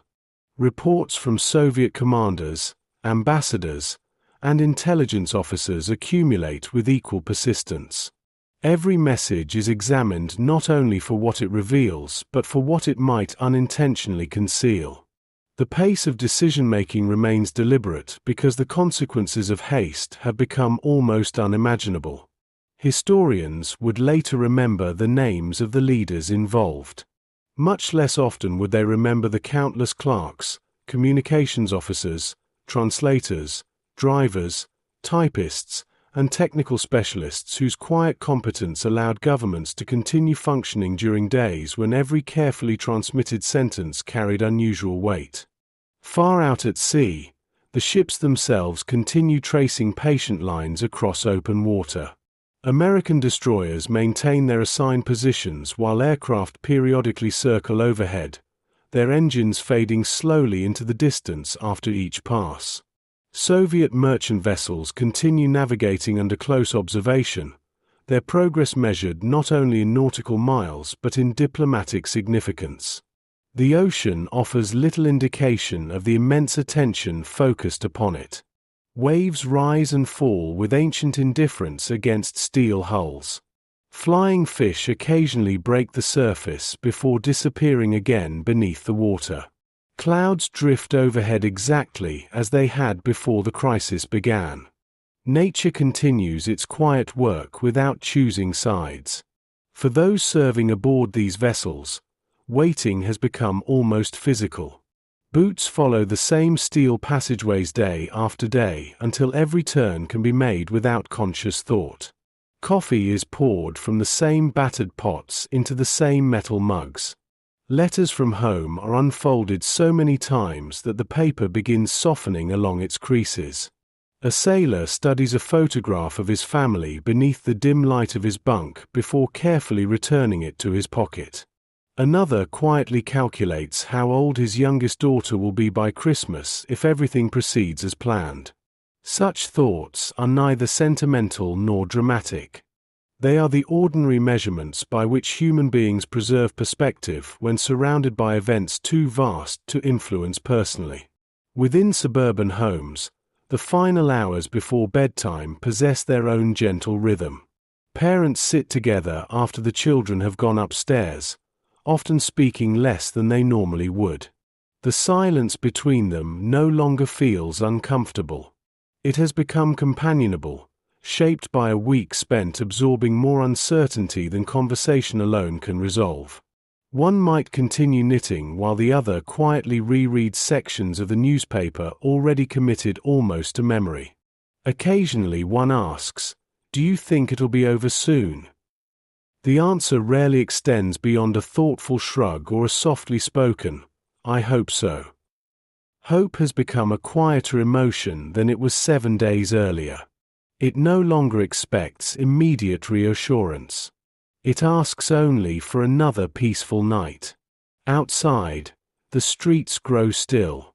A light frost begins forming once again upon parked cars and garden fences.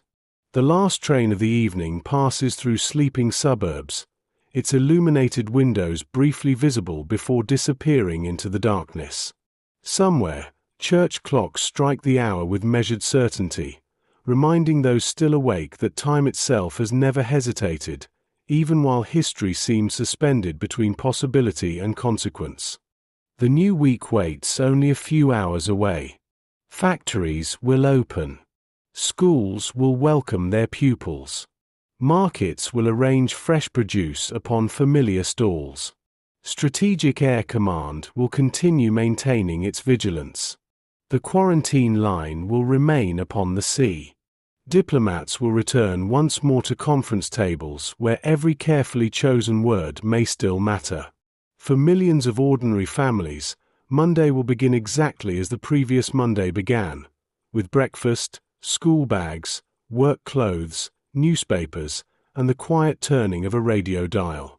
Yet something within them has changed.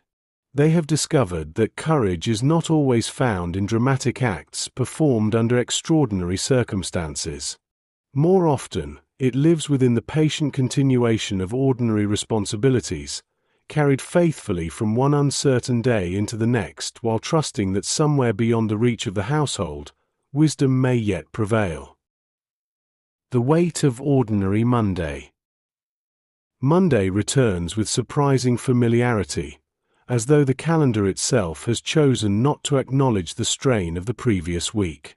Dawn arrives quietly over neighbourhoods where chimneys send thin columns of smoke into the cool morning air, and frost lingers a little longer in the shaded corners of gardens before surrendering to the pale October sun. Alarm clocks sound at their appointed hour. Bedroom lights appear one after another behind curtains still drawn against the cold. Across thousands of homes, the first movements of another working week begin exactly as they have for years. Yet beneath every familiar gesture lies the awareness that this is no ordinary Monday. It is another day lived beneath a question that remains unanswered. The kitchen once again becomes the center of the household. Coffee percolates slowly while slices of bread brown in the toaster. Children hurry through breakfast with the impatient energy that belongs only to the young, occasionally glancing toward parents whose attention drifts between the meal before them and the morning news drifting softly from the radio. The announcer speaks with the same measured restraint that listeners have come to recognize over the past several days. Overnight consultations have continued. Diplomatic contacts remain active. Naval forces continue their patrols. The wording changes slightly from one bulletin to the next, but the essential condition remains remarkably constant. The world has neither stepped back from the edge nor fallen over it. It continues balancing there with exhausting care. Outside, school buses follow their familiar routes through suburban streets carpeted with damp leaves. Drivers greet children by name, collecting them from corners where parents stand for a few extra moments after the bus has disappeared from view. It is a small habit that has become almost universal during the crisis. Mothers and fathers linger beside garden gates or front paths just long enough to watch the yellow vehicle vanish around the next bend before turning back toward the quiet house. They tell themselves they are simply enjoying the fresh morning air, yet many recognize another reason. The ordinary farewell has acquired greater value. Every routine goodbye feels worthy of a little more attention than it once did. At schools, the beginning of the week restores its dependable structure. Attendance is taken. Exercise books are distributed. Chalk dust rises gently as lessons begin beneath classroom windows already beginning to fog from the warmth inside. Teachers continue doing what they have always done, creating an environment where children can believe, at least for a few hours, that the world remains orderly and understandable. It is a form of quiet service rarely celebrated beyond the school walls. They cannot influence negotiations taking place in Washington or Moscow, but they can preserve multiplication tables, reading lessons, music practice, and playground routines from the reach of international anxiety. That, too, becomes an act of steadiness. Meanwhile, within hospitals, post offices, railway stations, and factories, another Monday unfolds with disciplined regularity. Postal workers sort letters into neat bundles destined for every corner of the country, unaware which envelopes contain ordinary family news and which carry messages shaped by military duty. Railway signalmen continue directing trains through complicated junctions with the same concentration required the week before. Nurses begin another round of morning observations, recording temperatures and blood pressures with careful handwriting that leaves no room for distraction. Society reveals one of its quiet strengths during moments like these. Countless people continue performing necessary work not because they have forgotten the crisis, but because they understand that ordinary life depends upon ordinary competence. At Orford Air Force Base and across the wider network of Strategic Air Command, the atmosphere remains disciplined but unmistakably weary. The crews have now lived under sustained alert long enough for fatigue to become another factor requiring careful management. Commanders rotate personnel whenever possible without compromising readiness. Mechanics move more deliberately than hurriedly, aware that tired hands require slower movements rather than faster ones. Pilots review procedures that have already become deeply familiar, resisting the dangerous temptation to allow repetition to replace attention. Long periods of heightened readiness do not merely test equipment. They test concentration. Professionalism now consists not in dramatic effort but in preserving precision after days of continuous vigilance. Beyond the military installations, autumn continues advancing with complete indifference to the affairs of governments. Municipal workers sweep leaves from pavements before they become slippery beneath the morning dew. Gardeners collect the last vegetables from small allotments before the first hard frost arrives. Shopkeepers replace displays of late summer goods with heavier coats, woolen scarves, gloves, and boots in preparation for winter. The changing season quietly reminds everyone that time continues moving forward whether or not political crises reach resolution. Nature neither accelerates nor pauses. It simply proceeds according to rhythms far older than the ideologies dividing nations. Perhaps that is why many people begin finding unexpected comfort in seasonal work.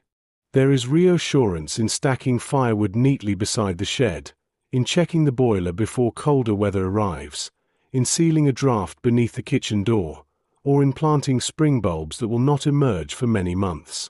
These tasks require faith in a future beyond the present uncertainty.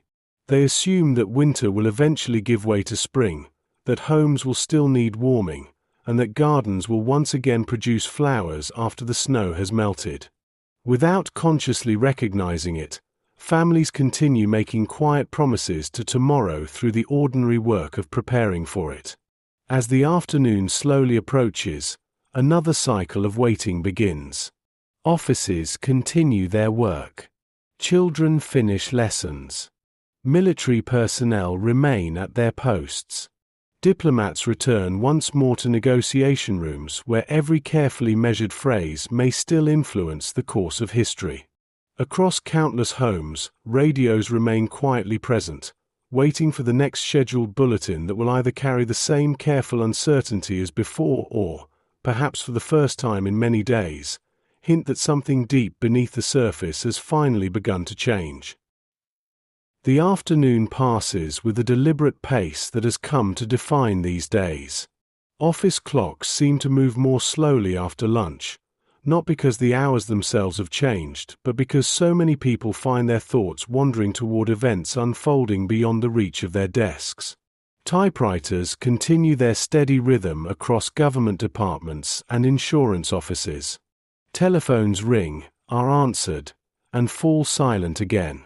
In factories, conveyor belts maintain the same dependable speed while supervisors review production figures that must still be met regardless of international uncertainty. Ordinary work has acquired an unexpected dignity. It reminds people that society continues to function through countless acts of quiet competence performed by individuals whose names will never appear in history books.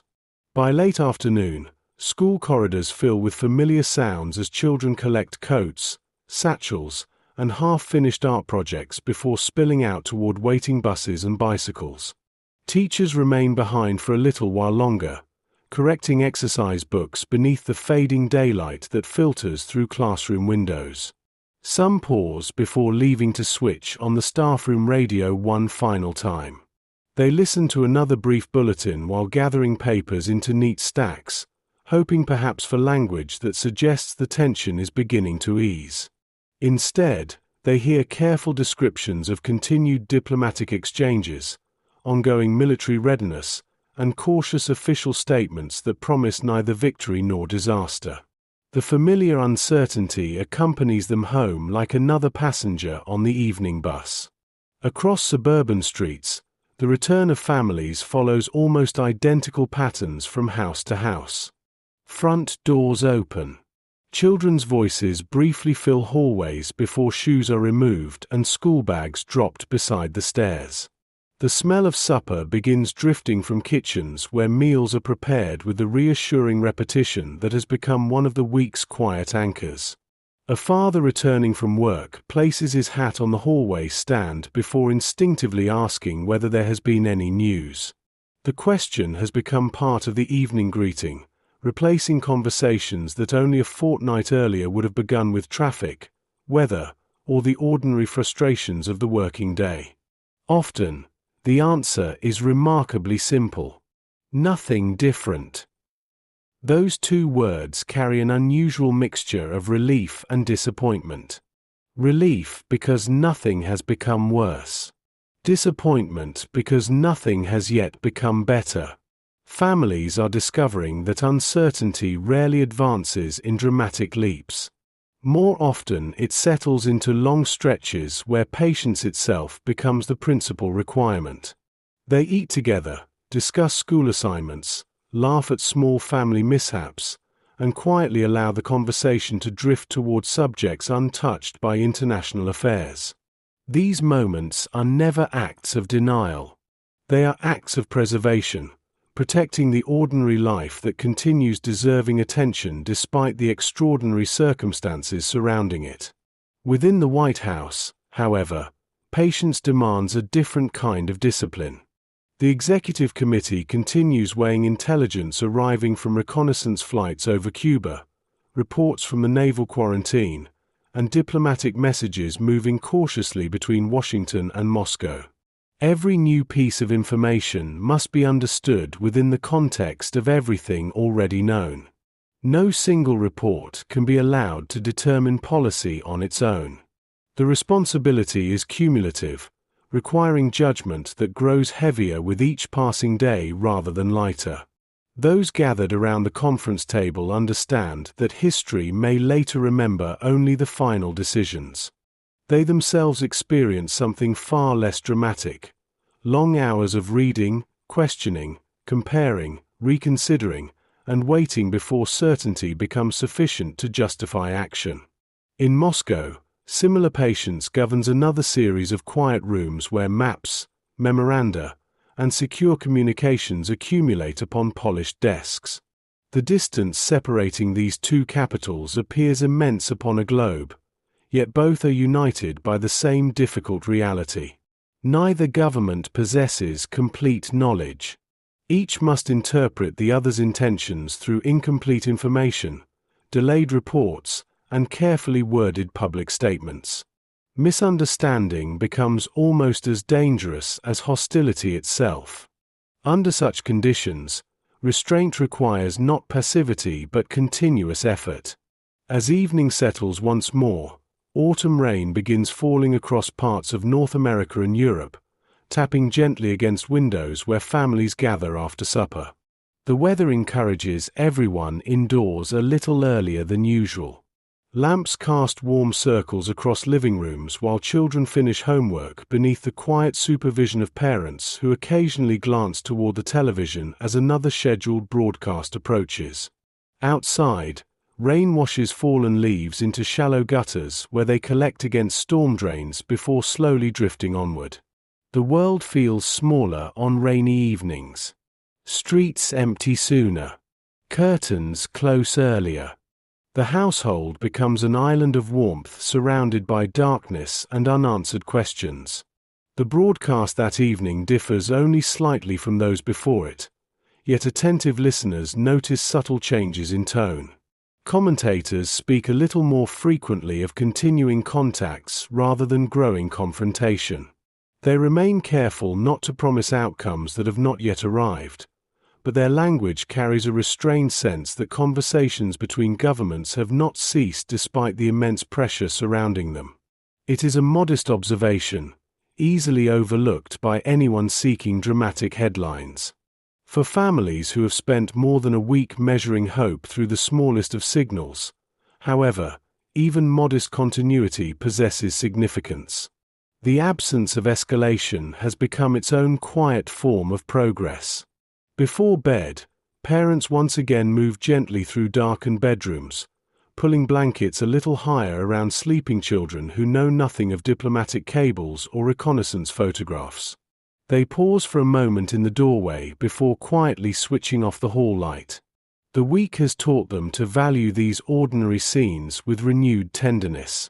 Outside those walls, governments continue searching for a path through one of the most dangerous moments of the 20th century. Inside, the simple sight of peaceful sleep offers its own quiet reminder of what every careful conversation, every restrained decision, and every patient hour of waiting is ultimately trying to protect. Messages that crossed oceans. Tuesday arrives beneath a sky that seems unwilling to reveal its intentions. Low clouds stretch from horizon to horizon, turning the morning light soft and diffuse, as though the world itself has chosen quieter colors for another day of waiting. The chill in the air carries the unmistakable promise of approaching winter. Garden paths glisten with moisture left by overnight rain, while puddles reflect telephone wires, rooftops, and bare branches standing perfectly still in the calm before the working day begins. Somewhere in the distance, The first train of the morning slips through the countryside with its windows glowing faintly against the grey landscape, carrying commuters who once again begin their day between ordinary routines and extraordinary uncertainty. For many families, Tuesday feels strangely familiar. The novelty of crisis has long since faded, replaced by habits that only a week earlier would have seemed unimaginable. The morning newspaper is no longer read casually over breakfast. Instead, its pages are examined with quiet concentration before being folded carefully beside the coffee cup. Headlines receive attention, but so do smaller paragraphs tucked inside the international section. Brief reports describing diplomatic exchanges, naval movements, or official statements that might once have passed unnoticed. Readers have become students of nuance. A single adjective can shape the emotional weather of an entire household. Children, meanwhile, continue inhabiting a different sense of time. Their concerns remain wonderfully immediate. A spelling test. A missing mitten. A disagreement on yesterday's playground. A promised visit to the library later in the week. Though they hear adults discussing places such as Cuba, Moscow, and Washington, those names remain distant and abstract compared with classmates sitting beside them every day. In this difference lies one of childhood's quiet mercies. The imagination of a child can be occupied almost entirely by the next hour, while adults increasingly find themselves living several days ahead, wondering what tomorrow's headlines might contain before today's tasks have even been completed. Inside schools, teachers continue balancing education with reassurance. Geography lessons unexpectedly attract greater attention whenever maps include the Caribbean or the Atlantic Ocean. History teachers notice thoughtful questions that extend beyond the planned curriculum. Science instructors discover that discussions about rockets, once purely technical, now carry emotional weight their textbooks never anticipated. Most educators answer carefully, neither dismissing the seriousness of events nor allowing speculation to overshadow the purpose of the classroom. Their role has subtly expanded. They are no longer simply explaining subjects. They are helping preserve a sense of proportion for young minds growing up beneath unusually heavy skies. Across the Atlantic, beneath layers of diplomatic protocol invisible to ordinary citizens, another kind of work proceeds with equal patience. Messages continue crossing oceans, not only through official ambassadors and public announcements, but through carefully protected channels designed precisely for moments when misunderstanding could become catastrophic. Before the famous direct hotline between Washington and Moscow would exist, communication still depended upon telegraphs, coded transmissions, diplomatic couriers, interpreters, and ambassadors capable of conveying not merely words but tone, urgency, hesitation, and intent. Every message requires remarkable care before it is ever transmitted. Drafts are written. Sentences are revised. Single words are debated. Punctuation itself occasionally becomes significant. A phrase that sounds firm in one language may appear threatening in another. A sentence intended as reassurance might accidentally suggest weakness if translated without precision. Long before any document reaches foreign hands, teams of advisors quietly examine every paragraph with extraordinary discipline, asking not only, "Is this accurate?" but also, "How might this be understood by someone living within a completely different political world?" Translation becomes far more than a technical exercise. Interpreters working behind closed doors carry responsibilities seldom visible in later historical accounts. They must preserve meaning without introducing emotion. They cannot strengthen a sentence simply because it sounds better. Nor can they soften language that their own judgment finds unnecessarily severe. Their task resembles the careful restoration of an old painting, revealing every original detail while resisting the temptation to leave any personal mark upon the finished work. During ordinary times, such precision is valuable. During the Cuban Missile Crisis, it becomes indispensable.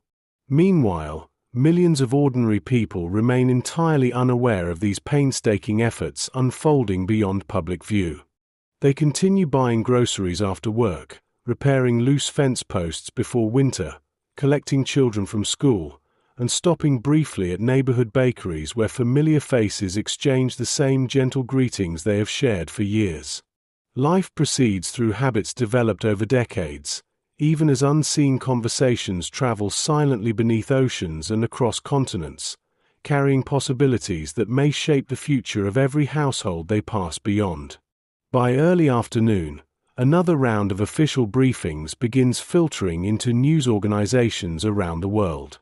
Journalists gather facts with unusual restraint, aware that speed has become less important than accuracy.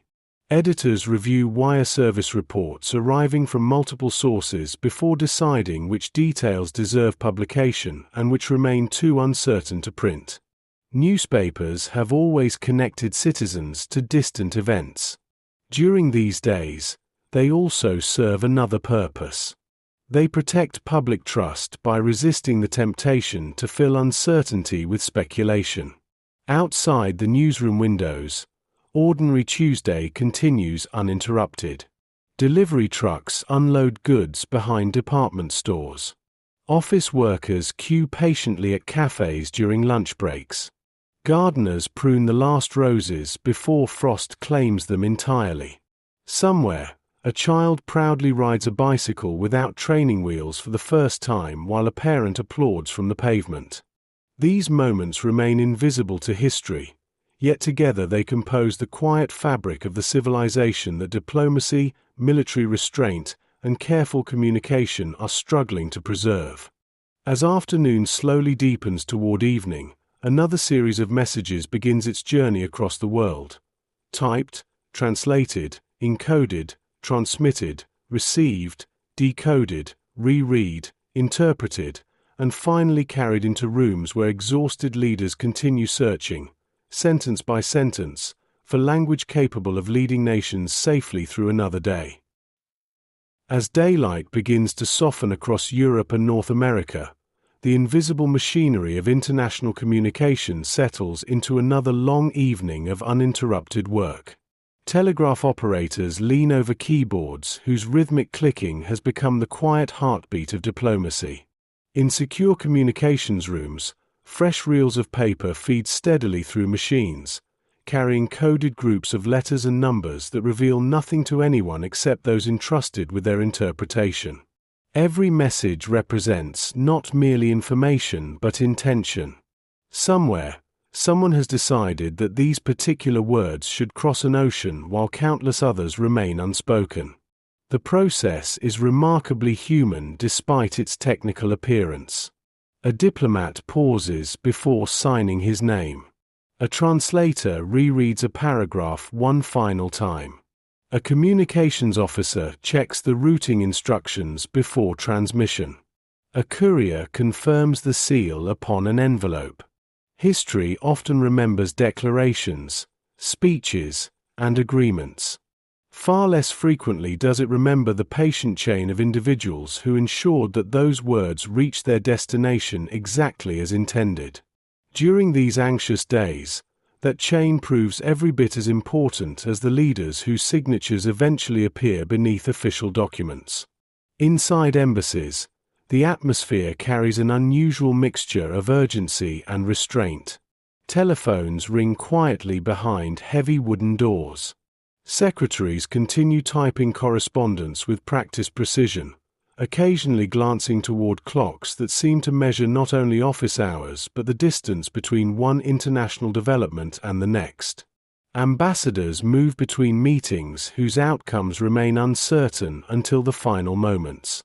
Formal etiquette persists even under extraordinary pressure. Coats are still offered at the entrance. Tea and coffee are still served. Polite greetings continue to open conversations whose consequences may extend far beyond the elegant rooms in which they occur. Civilization expresses itself not only through grand ideals but through the refusal to abandon ordinary courtesy when circumstances become most difficult.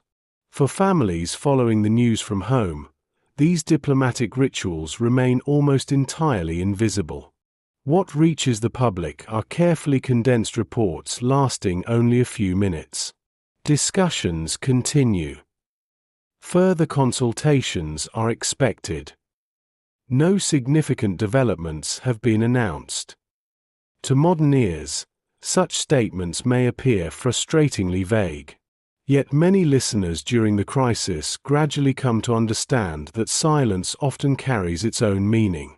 When governments continue talking, they are still choosing words instead of weapons. The absence of dramatic announcements increasingly becomes something to value rather than fear. In homes across America, Britain, Canada, Western Europe, and beyond, supper concludes much as it has every evening during the previous week. Plates are cleared.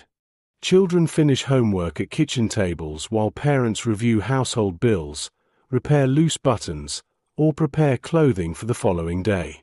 The crisis has not suspended ordinary responsibilities. If anything, it has strengthened people's attachment to them. There is quiet comfort in balancing a family budget or sharpening pencils for school when so much else remains beyond personal control. Familiar work offers the reassuring sense that at least one small corner of the world continues responding to patient effort. Elsewhere, aboard naval vessels scattered across the Atlantic and Caribbean, another evening watch begins. Sailors move almost automatically through routines repeated countless times during the past several days. Navigation lights are checked. Weather observations are recorded. Engines are monitored with quiet professionalism. Conversations remain subdued, often drifting toward home rather than toward politics. One sailor wonders whether autumn has already reached the trees outside his parents' farmhouse. Another imagines his wife reading bedtime stories to children who are probably already asleep by the time his watch begins. Distance has always been part of military service, yet during these days it feels heavier. Every familiar memory acquires sharper edges when the future itself seems temporarily uncertain. The weather itself becomes another silent participant in the crisis. Meteorologists across several nations continue issuing forecasts whose importance extends well beyond ordinary travel. Wind direction influences aircraft operations. Cloud cover affects reconnaissance photography. Sea conditions shape naval patrols. Rain, visibility, temperature, and pressure systems, phenomena that pay no attention to politics, quietly influence the practical realities facing governments attempting to avoid catastrophe. Nature remains entirely impartial. It offers neither assistance nor resistance, only conditions that must be understood and respected. As darkness gradually spreads westward across the globe, millions of lights appear one after another in homes, apartment buildings, hospitals, railway stations, farms, and city streets. Seen from above, civilization resembles an immense constellation stitched across continents. Each illuminated window contains its own small story. Someone is reading before bed. Someone is comforting a restless child. Someone is studying for tomorrow's examination.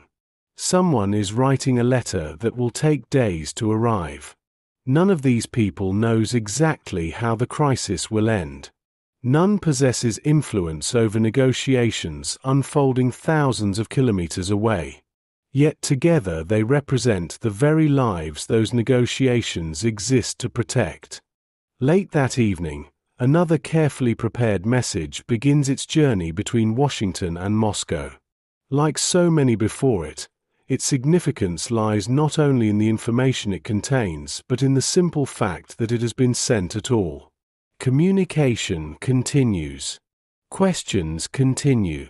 Patience continues. For ordinary families, these facts remain invisible. What they notice instead is something much simpler. Another evening has passed without air raid sirens. Another night has arrived with electricity still flowing, trains still running, children still sleeping, and church clocks still marking the hours with quiet certainty. The future remains unresolved. But the present, fragile, ordinary, and deeply precious, has endured for one more day. The quiet signs of change. Wednesday morning arrives almost unnoticed. The days have begun blending together, each one carrying the familiar pattern of breakfast, work, school, evening broadcasts, and another night of patient uncertainty. What once felt exceptional has become routine. Families no longer wake expecting dramatic announcements before breakfast. Instead, they have learned to greet each new day with measured expectations, accepting that history often moves far more slowly than newspaper headlines suggest. Outside, the final leaves continue drifting from maple trees, oaks, and elms, collecting along pavements where overnight rain has darkened the stone. A postman pauses briefly to straighten the stack of letters beneath his arm before continuing down a quiet residential street. A baker opens his shop while the scent of fresh bread escapes into the cool morning air. Shop windows display heavier coats, knitted scarves, and polished boots, gentle reminders that another season is arriving regardless of the concerns occupying governments on opposite sides of the world. Within homes, the rituals of departure have become almost perfectly choreographed. Coffee cups are rinsed. Lunches are wrapped. School bags are lifted from their familiar places. Car keys are collected from small bowls near the front door. Each movement is ordinary, yet each carries an unspoken awareness that another peaceful morning has been granted. No one announces this gratitude aloud. It exists quietly beneath the surface, woven into the patience with which parents help children fasten coats or wave from the doorway as they leave for school. By now, many adults have developed an instinctive habit that would have seemed unnecessary only weeks earlier. Before beginning the day's work, they seek some small confirmation that nothing has changed overnight. A glance at the newspaper headline. A few moments beside the kitchen radio. A brief exchange with a neighbor already standing outside in the cold. Anything new? Not that I've heard. The conversation lasts only seconds before both continue toward their separate responsibilities. There is comfort in those simple words. Nothing new. For the first time since the crisis began, the absence of change is beginning to feel less like stagnation and more like cautious stability. Far from these neighborhoods, however, governments continue working without pause. Inside the White House, exhaustion has become almost impossible to conceal. Advisors who only days earlier wore crisp expressions now carry visible signs of prolonged concentration. Jackets remain draped over chairs between meetings. Notebooks are filled with pages of observations, calculations, and questions written during long hours that seem increasingly difficult to separate from one another. The crisis has entered a phase where endurance matters as much as decisiveness.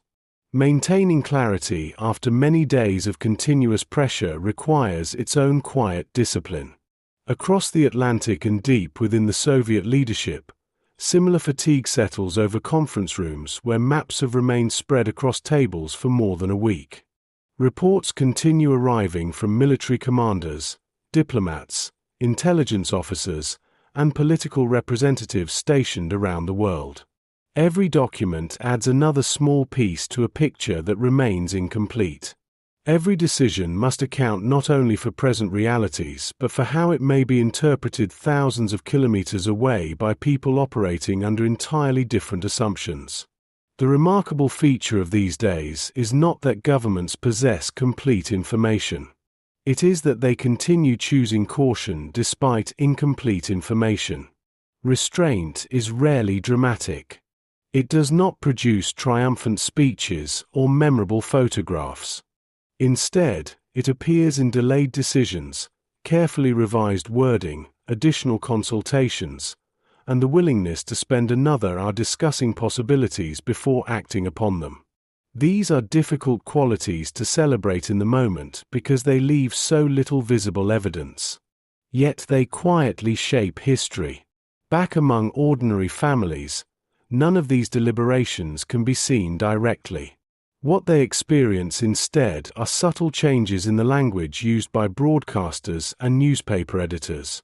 The headlines remain serious, but they no longer seem to climb steadily toward greater alarm. Reports speak more frequently of contacts continuing, discussions progressing, messages exchanged overnight. There are still no promises. No one suggests the danger has passed. Yet attentive listeners begin noticing something almost impossible to measure. The rhythm has changed. Instead of reporting only military movements, broadcasters increasingly devote time to diplomacy itself, to conversations, proposals, responses, and carefully considered replies. The center of gravity appears to be shifting almost imperceptibly from confrontation toward communication. Few listeners dare interpret this as reassurance. They have become too cautious for that. But they notice it nonetheless. Like experienced sailors sensing a change in the wind long before distant clouds reveal themselves, ordinary people begin detecting faint signals that cannot yet be fully explained. Nothing definitive has happened. No declaration has been made. The uncertainty remains as real as ever. And yet, beneath the familiar routines of another autumn Wednesday, there is the slightest suggestion that the long week of waiting may, at last, be beginning to lean toward something different. By early afternoon, the small observations made around breakfast tables begin finding quiet confirmation elsewhere. Office workers pause beside radios in staff rooms during their lunch breaks. Shopkeepers turn the volume slightly higher as the midday bulletin begins. Factory supervisors gather for a few moments in administrative offices before returning to the production floor. The words themselves remain measured, but there is a subtle difference in their arrangement. Reporters speak less often of immediate confrontation and more often of ongoing exchanges between governments. The distinction is slight enough to escape casual notice, yet for listeners who have spent more than a week measuring hope through careful language, it feels significant. No one celebrates. No one assumes the danger has passed. Experience has already taught families that optimism unsupported by events can become another source of disappointment. Instead, they continue with the afternoon exactly as before. Children recite lessons in classrooms warmed by radiators that have only recently been switched on for the season. Accountants balance ledgers with patient concentration. Carpenters measure timber before making careful cuts. Farmers finish bringing livestock closer to winter shelter while checking fences that must withstand the months ahead.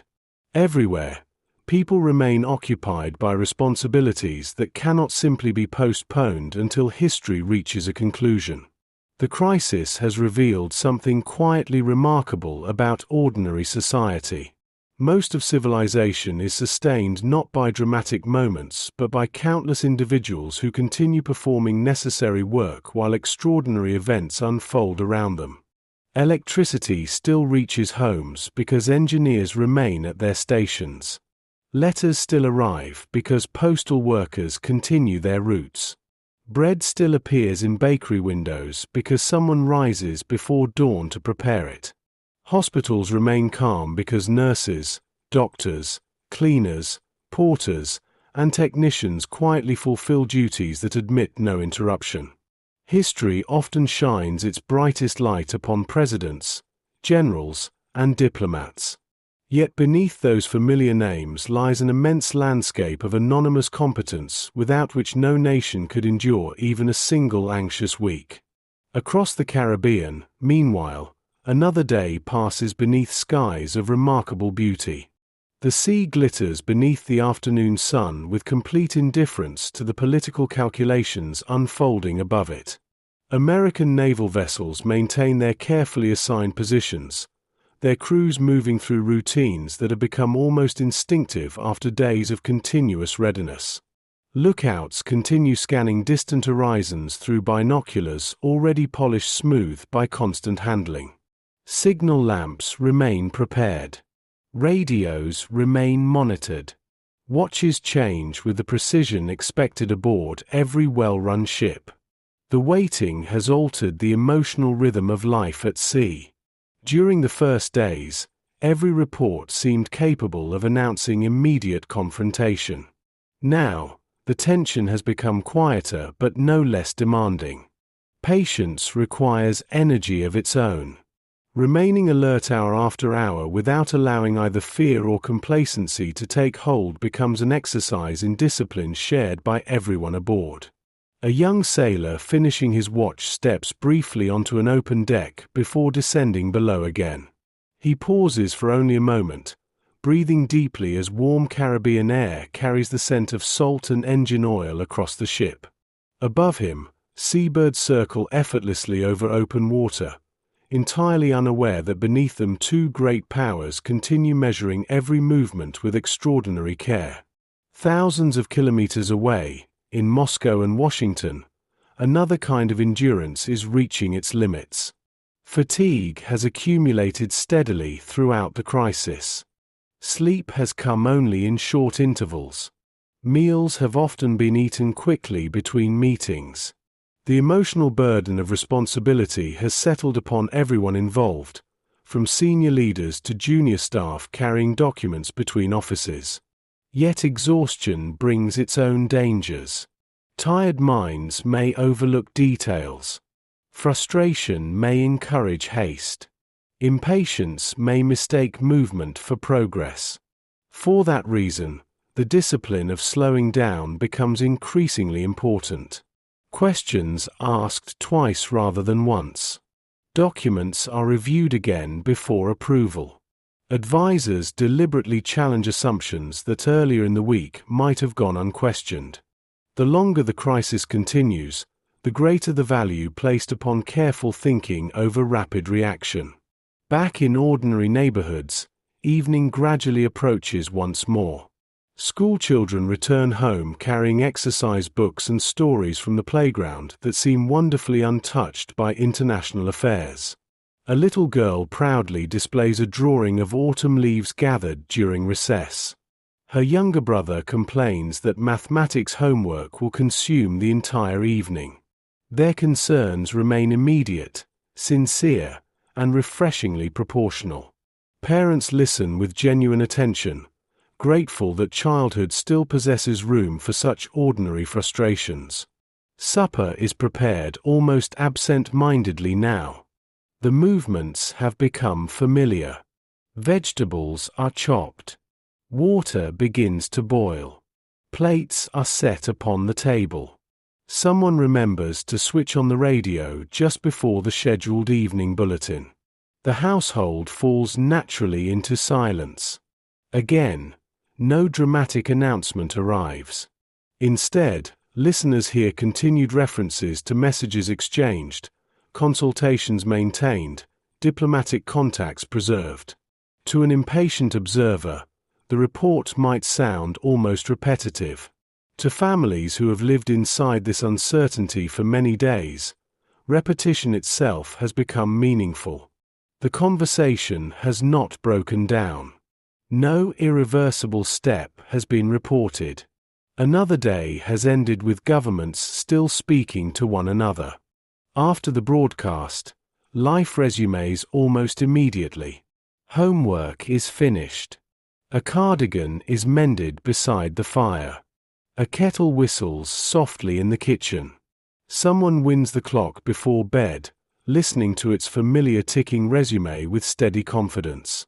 Outside, the October night settles gently across quiet streets where the last leaves continue their slow descent toward the earth.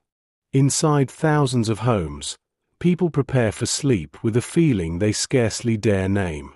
It is not certainty, It is not relief.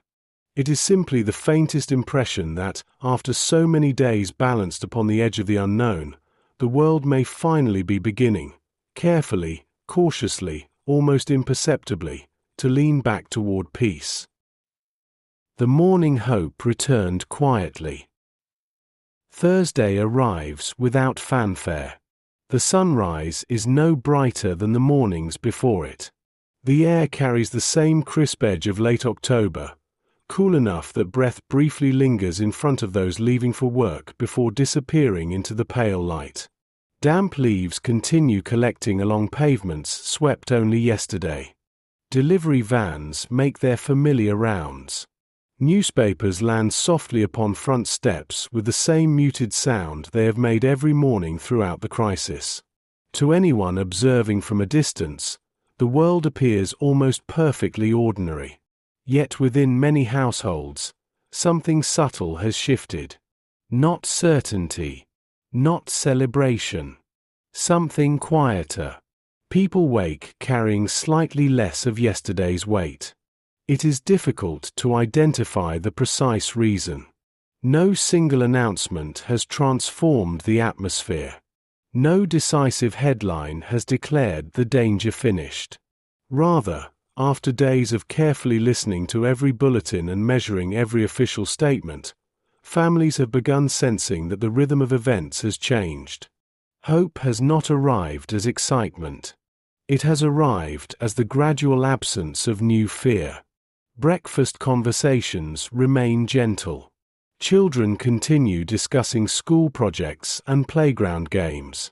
Parents remind them not to forget gloves as colder weather steadily approaches. Toast browns beneath the grill while coffee fills the kitchen with its familiar aroma. One parent unfolds the morning newspaper almost automatically, expecting another page of cautious reporting. The headline is still serious. The articles remain careful. Yet there is increasing attention given to correspondence between Washington and Moscow, to proposals being considered rather than ultimatums being issued. Journalists continue avoiding speculation, but even restraint possesses texture. Readers notice fewer references to immediate confrontation and more discussion of negotiation itself. Words matter. So does their order. So does the amount of space devoted to them. Ordinary readers have become unexpectedly skilled at noticing these details. Outside, schools begin another day much as they always have. Children hang coats upon pegs, wipe damp shoes upon entrance mats, and hurry toward classrooms already warmed against the autumn chill. Morning lessons begin with arithmetic, reading, handwriting, and geography. Somewhere, a teacher opens a large wall map to explain trade routes across the Atlantic, noticing for only a brief moment how differently those oceans now feel compared with a fortnight earlier. Even among the youngest pupils, the names of distant places have quietly become familiar. Cuba, Washington, Moscow. They remain abstract, but no longer entirely unknown. Teachers continue answering questions with calm honesty, careful not to burden children with fears beyond their years while refusing to pretend that nothing unusual is happening. It is a delicate balance, one maintained not through elaborate speeches but through tone of voice, steady routines, and the quiet confidence that classrooms should remain places of learning even while history unfolds beyond their windows. At hospitals, another day begins with changing shifts. Night nurses quietly brief the colleagues arriving to replace them. Charts are updated with neat handwriting. Breakfast trays move carefully through long corridors where patients wake beneath blankets tucked tightly against the cool morning air. Illness has paid little attention to international politics. Babies continue arriving. Broken bones continue healing. Elderly patients continue asking whether the weather will remain cold through the weekend. Life insists upon continuing. Its ordinary demands leave little room for abstraction. Across factories and workshops, production resumes with familiar precision. The steady pulse of machinery fills large buildings where workers have learned to exchange brief comments about the latest news before returning their attention to presses, lathes, conveyor belts, and inspection tables. During breaks, radios still occupy places of quiet importance in staff rooms. But the atmosphere has changed. A week earlier, each bulletin had been greeted almost with apprehension. Now, people gather with cautious curiosity instead. The distinction is almost impossible to measure, yet unmistakable once felt. Fear narrows attention. Hope, even the smallest hope, allows breathing to become a little easier. Far away, inside the White House, the pace remains relentless despite this subtle shift in public mood. Meetings continue almost without interruption. Intelligence photographs are studied beneath bright lamps. Draft replies pass from advisor to advisor, accumulating handwritten notes in the margins before returning for revision. The work has become painstaking in a new way. The objective is no longer simply to avoid immediate catastrophe. It is to discover whether both sides can move away from it without forcing the other into humiliation. That challenge demands extraordinary restraint. History often remembers courage on battlefields. Less often does it remember the courage required to compromise while preserving peace. Across the Soviet Union, a similar realization slowly gathers strength. Military readiness remains unchanged. Orders remain in effect. Ships continue their duties. Yet increasing attention is devoted to political language capable of allowing events to conclude without requiring either side to abandon its dignity before the world. These conversations remain hidden from ordinary citizens. Families know nothing of individual drafts, proposed wording, or careful revisions taking place inside government offices. What they experience instead is something much smaller. Another peaceful morning. Another school day beginning. Another commute completed without interruption. Another ordinary Thursday carrying with it the quiet possibility that the hardest days may not continue forever. For the first time since the crisis began, that possibility no longer feels impossible. As the afternoon unfolds, the steady rhythm of ordinary life continues to carry millions of people forward almost without conscious effort. Office windows reflect a pale autumn sun already beginning its slow descent. In schools, the final lessons of the day conclude with the familiar scraping of chairs across wooden floors before children gather coats and scarves for the journey home. Shopkeepers rearrange displays in preparation for the weekend, while delivery drivers finish routes that have changed little despite the extraordinary days surrounding them. The world has not stopped. It has simply learned to carry uncertainty alongside routine. For many families, this realization brings an unexpected kind of strength. They no longer spend every waking hour anticipating an immediate announcement. Instead, they have quietly accepted that waiting itself has become part of daily life. Anxiety, though still present, has lost some of its sharpness. Like a constant background sound heard for many days, it remains noticeable without demanding every thought. People are adapting, not because the danger has disappeared, but because human beings possess a remarkable ability to build ordinary lives even beneath extraordinary skies. In neighborhoods across North America and Europe, children return from school carrying stories that have nothing whatsoever to do with geopolitics. Someone has been chosen to read aloud in class. Another proudly displays a carefully painted autumn landscape still smelling faintly of tempera paint. A boy excitedly explains that his football team has won during recess, while his younger sister insists that the classroom hamster has finally allowed her to stroke its soft brown fur. Parents listen with genuine attention. The stories matter. Perhaps they matter more than ever. Each ordinary conversation quietly reminds adults what peace actually consists of. It is not merely the absence of war between governments. It is the freedom for children to become completely absorbed in playground friendships, spelling tests, scraped knees, and the tiny triumphs that shape an ordinary childhood. Inside countless kitchens, preparations for the evening meal begin once again. The repetition has become almost comforting. Potatoes are peeled into enamel bowls. Onions sizzle gently in butter before filling the house with their familiar sweetness. Bread is sliced while someone sets plates around the table without needing to think about where each belongs. The radio remains nearby, but no longer commands every moment of attention. It has resumed something closer to its former place within the household. Important, respected, always listened to when the news begins, yet no longer the sole center of the room. Meanwhile, thousands of kilometers away, diplomacy continues advancing through increments almost too small for the public to perceive.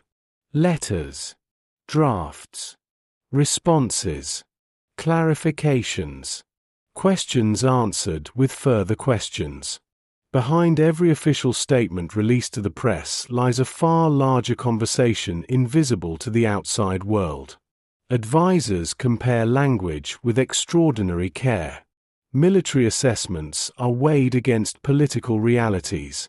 Ambassadors attempt to understand not only what has been said, but why it has been expressed in precisely those terms. Progress, when it comes, rarely resembles a dramatic breakthrough. More often, it resembles the gradual removal of obstacles. A misunderstanding corrected.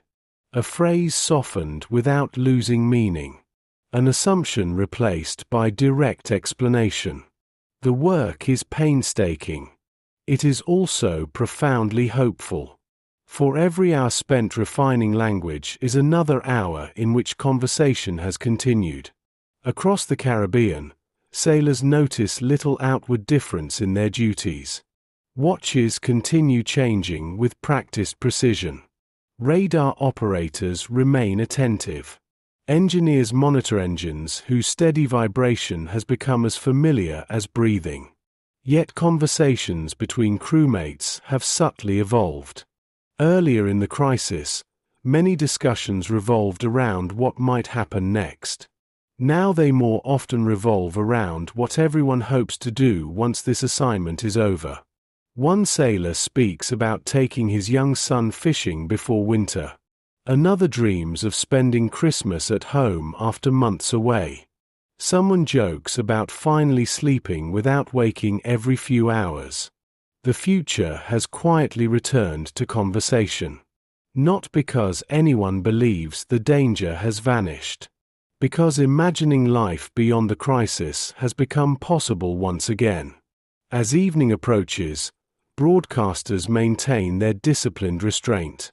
They resist the temptation to interpret every diplomatic development as decisive.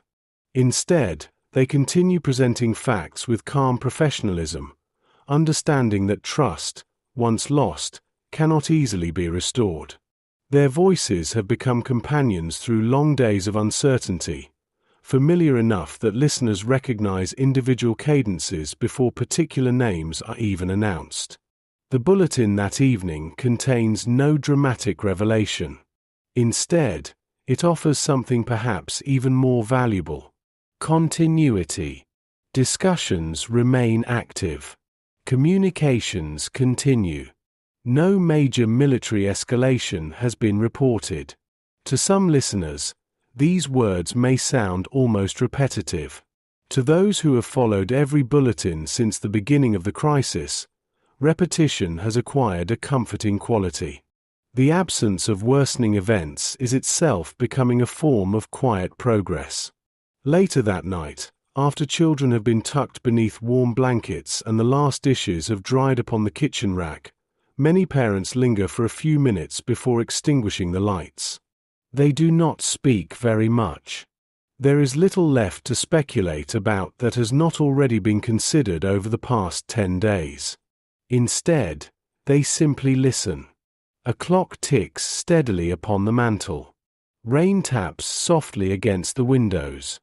Somewhere beyond the neighborhood, a late train passes through the darkness with its distant, familiar rhythm.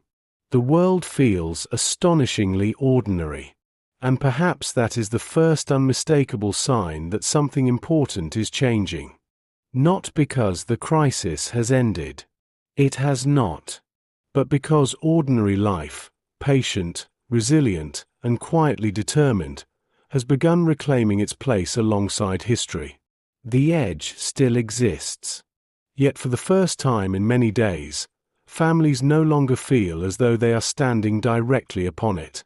Instead, they find themselves taking one careful step backward, carried not by certainty, but by the growing belief that careful words, patient minds, and countless unseen acts of restraint may yet guide the world safely through the silence.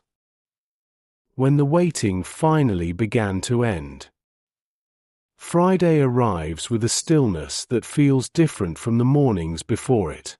The air remains cold. The trees continue surrendering their final leaves. Milk bottles still wait upon front steps before sunrise, and newspaper boys continue their familiar routes through neighborhoods only beginning to stir awake.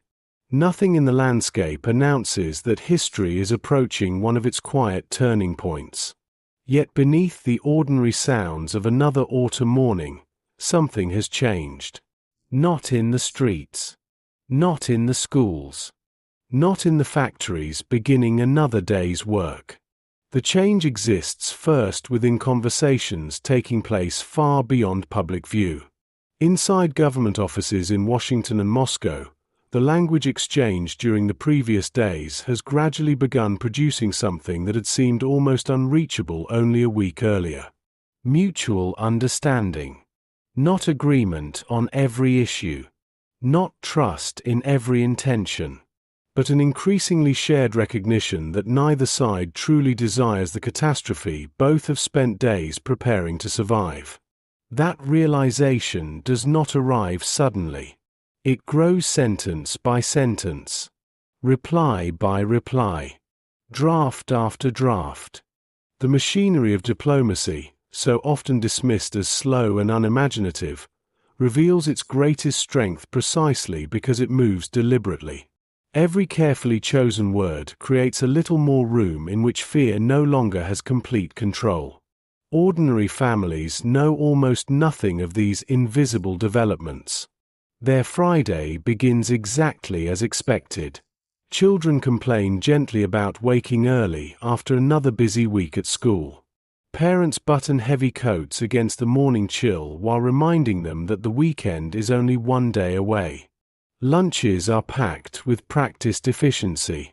Someone notices that frost has settled more heavily upon the car windshield than yesterday, requiring a few extra minutes with a scraper before leaving for work. The crisis has become part of life. Not because people have accepted danger, because they have learned to continue living despite it. That lesson has quietly transformed millions of households. At schools, anticipation of the weekend begins softening the atmosphere. Teachers notice slightly lighter moods among pupils whose thoughts increasingly drift towards Saturday football matches, family visits, bicycle rides, or afternoons spent collecting colorful leaves before winter strips the trees completely bare. Children have an extraordinary ability to return their attention to the immediate world. The changing colors of autumn. The excitement of bringing home a well-marked exercise book. The promise of sleeping a little later tomorrow. These simple expectations are themselves quiet declarations of confidence in the future. Hospitals, railway stations, markets, and factories continue operating with the dependable rhythm that has sustained society throughout the crisis. Porters wheel supplies through polished corridors. Signal operators guide trains according to timetables that remain remarkably unchanged. Bakers prepare the final batches of bread before the lunchtime rush. Mechanics inspect delivery trucks that must continue serving neighborhoods regardless of events unfolding thousands of kilometers away.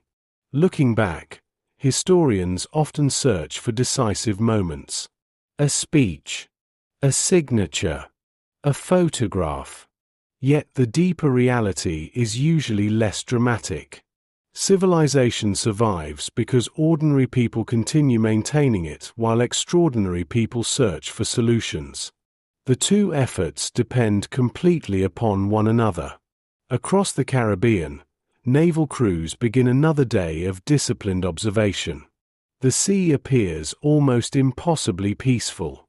Gentle swells lift ships with slow, predictable motion. Flying fish scatter briefly across the surface before disappearing beneath the water once more.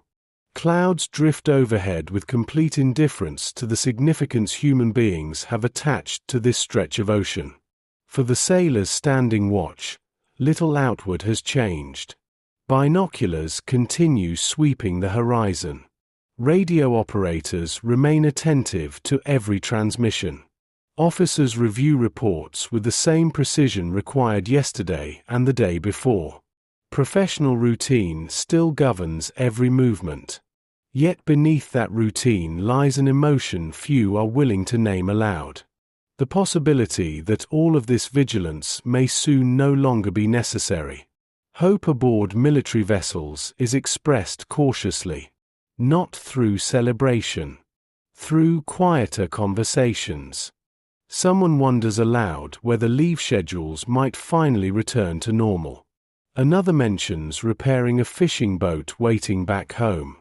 A third begins speaking about Christmas preparations instead of contingency plans. The future is slowly reclaiming space within ordinary conversation. That change is almost invisible. It is also profound. As the afternoon approaches, radio stations prepare another series of carefully worded bulletins. Editors continue exercising the restraint that has characterized their reporting throughout the crisis. No one wishes to announce victory before events justify it. But experienced journalists, like experienced listeners, recognize subtle shifts. Statements have become less confrontational.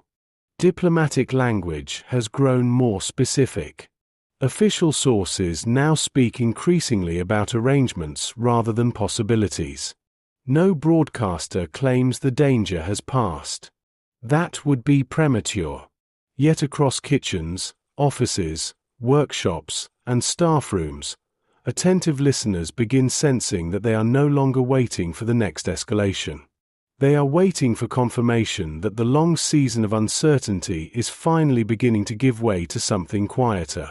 Something every family has continued protecting through breakfasts prepared, homework completed, trains operated, patients cared for, letters delivered, and children tucked safely into bed. They are waiting, at last, for peace to become ordinary again. By late afternoon, a quiet anticipation begins spreading through places that only days earlier had been filled almost entirely with apprehension. It is not visible in hurried gestures or excited conversations. Rather, it appears in the subtle way people pause a little longer beside radios before returning to their work, or in the slightly softer expressions exchanged between colleagues who have followed each bulletin together throughout the week. The uncertainty has not vanished, but it no longer seems to be gathering strength. Instead, it feels as though it has finally begun to loosen its grip. Inside newspaper offices, editors continue exercising unusual caution. Wire service reports arrive in steady succession, each one checked against multiple sources before a single line of print is prepared for the next morning's edition. No responsible journalist wishes to mistake hope for fact. Yet beneath the discipline of verification lies a growing awareness that the language flowing from official channels has changed in ways too consistent to ignore. Reports increasingly describe practical arrangements, reciprocal steps, and continuing communication. The vocabulary of confrontation has not disappeared entirely, but it no longer dominates every paragraph.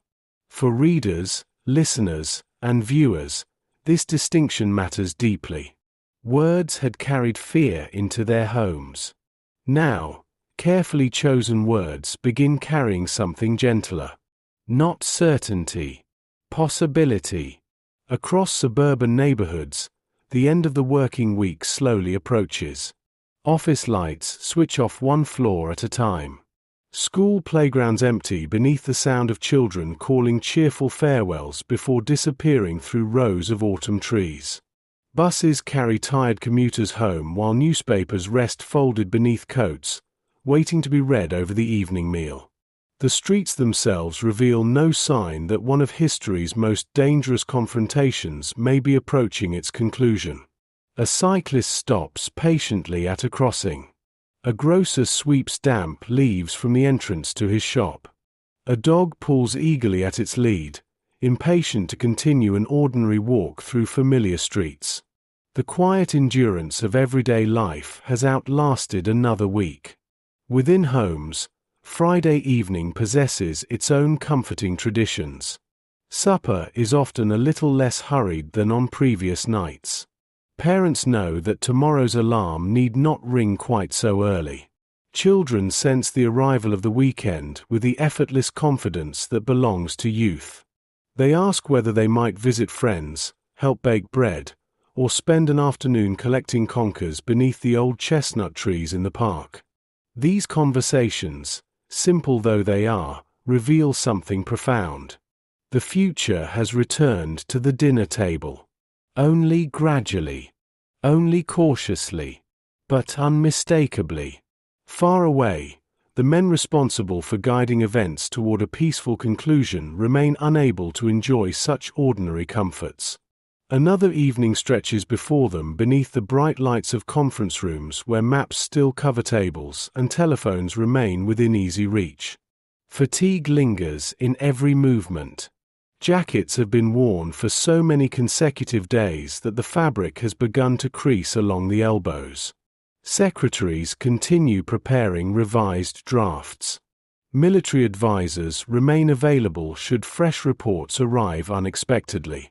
No one assumes that the work is finished simply because progress appears likely. History has taught them that the final steps often require the greatest patience. Victory over fear does not come through a single dramatic gesture. It comes through refusing to abandon careful judgment when relief is finally within sight. Across the Atlantic and the Caribbean, naval crews continue their duties with unchanged professionalism. Watches are relieved precisely on schedule. Logs are completed in careful handwriting. Engines continue their steady vibration beneath steel decks warmed by the tropical sun. Orders remain in force until officially withdrawn. Discipline demands nothing less. Yet conversations below deck have become noticeably lighter. One sailor wonders aloud how much his youngest daughter has grown during his absence. Another smiles at the thought of finally sleeping in a bed that does not move with the sea. Someone begins describing plans for repairing the fence around his small garden before winter arrives. Such conversations would have seemed almost indulgent only a few days earlier. Now they feel entirely natural. The imagination, which had been occupied almost exclusively by uncertainty, has quietly begun making room for tomorrow again. As darkness settles across cities and villages alike, radios once more become the evening's quiet center. Families gather without being asked. Cups of tea rest untouched for a few moments as familiar voices begin summarizing the day's developments. The bulletin remains measured, avoiding triumphant language or sweeping conclusions. It speaks instead of continuing contacts, constructive exchanges, and indications that negotiations are moving in a positive direction. The report ends. Silence fills the room for a moment. No one rushes to speak. Then someone quietly says, almost as if afraid to disturb the fragile hope that has entered the house, "Perhaps we're getting through this." No one answers immediately. Not because they disagree. Because they have learned, during these long days, to respect uncertainty. Hope itself has become quieter, more patient, less demanding. Outside, The October night settles gently over sleeping neighborhoods where porch lights glow softly against the darkness. The wind carries the last leaves across empty pavements before depositing them beneath garden hedges already preparing for winter. Somewhere, a church bell marks the passing hour with the same calm certainty it has offered for generations. Inside countless homes, parents make one final round through darkened bedrooms, gently pulling blankets higher around sleeping children who remain blissfully unaware of how closely the world has traveled beside the edge of catastrophe. Tomorrow has not yet arrived. The crisis has not yet fully ended. But for the first time since those anxious days began, peace no longer feels like a distant memory. It feels like something slowly, carefully, and quietly making its way home.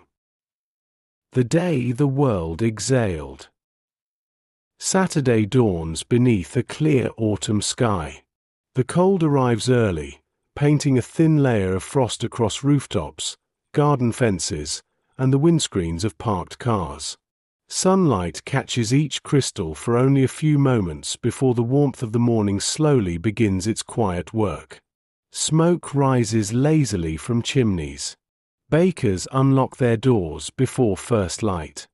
Somewhere, a child wakes with the simple excitement that Saturdays often bring, unaware that this morning will quietly become one of the most remembered mornings of the 20th century. For the adults already awake, however, something feels unmistakably different. Not because they know precisely what has happened. Because the atmosphere itself has changed. There is still caution. Still restraint. But the heavy expectation that had accompanied every sunrise throughout the previous week has begun to lift. Coffee is poured into familiar mugs while newspapers are unfolded across kitchen tables. Radios are switched on almost automatically, as they have been every morning since the crisis began. Families listen with the same disciplined attention they have practiced for nearly 2 weeks. Then the words begin to arrive. Carefully, deliberately, without triumph. Broadcasters report that significant progress has been made. Official statements indicate that an agreement is taking shape. Missiles in Cuba are to be withdrawn under international observation. The immediate danger of military confrontation appears to be receding. The announcer speaks calmly, almost gently, resisting any temptation toward celebration. Such restraint feels entirely appropriate. After so many days balanced upon uncertainty, reassurance itself seems to require careful handling. Inside thousands of homes, the first reaction is not applause. It is silence. People continue standing exactly where they are. A father lowers his coffee cup without taking another sip. A mother stops drying a plate midway through the motion. Children notice the sudden stillness without fully understanding its cause. The room itself seems to pause. Only after several moments do conversations begin again. They're removing them. That's what he said. So, does that mean? No one quite finishes the sentence.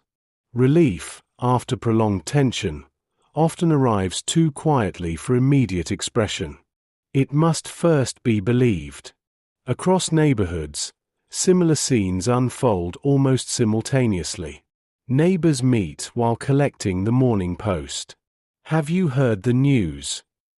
I think it might finally be over. The conversations remain cautious. Everyone has lived with uncertainty long enough to distrust premature conclusions.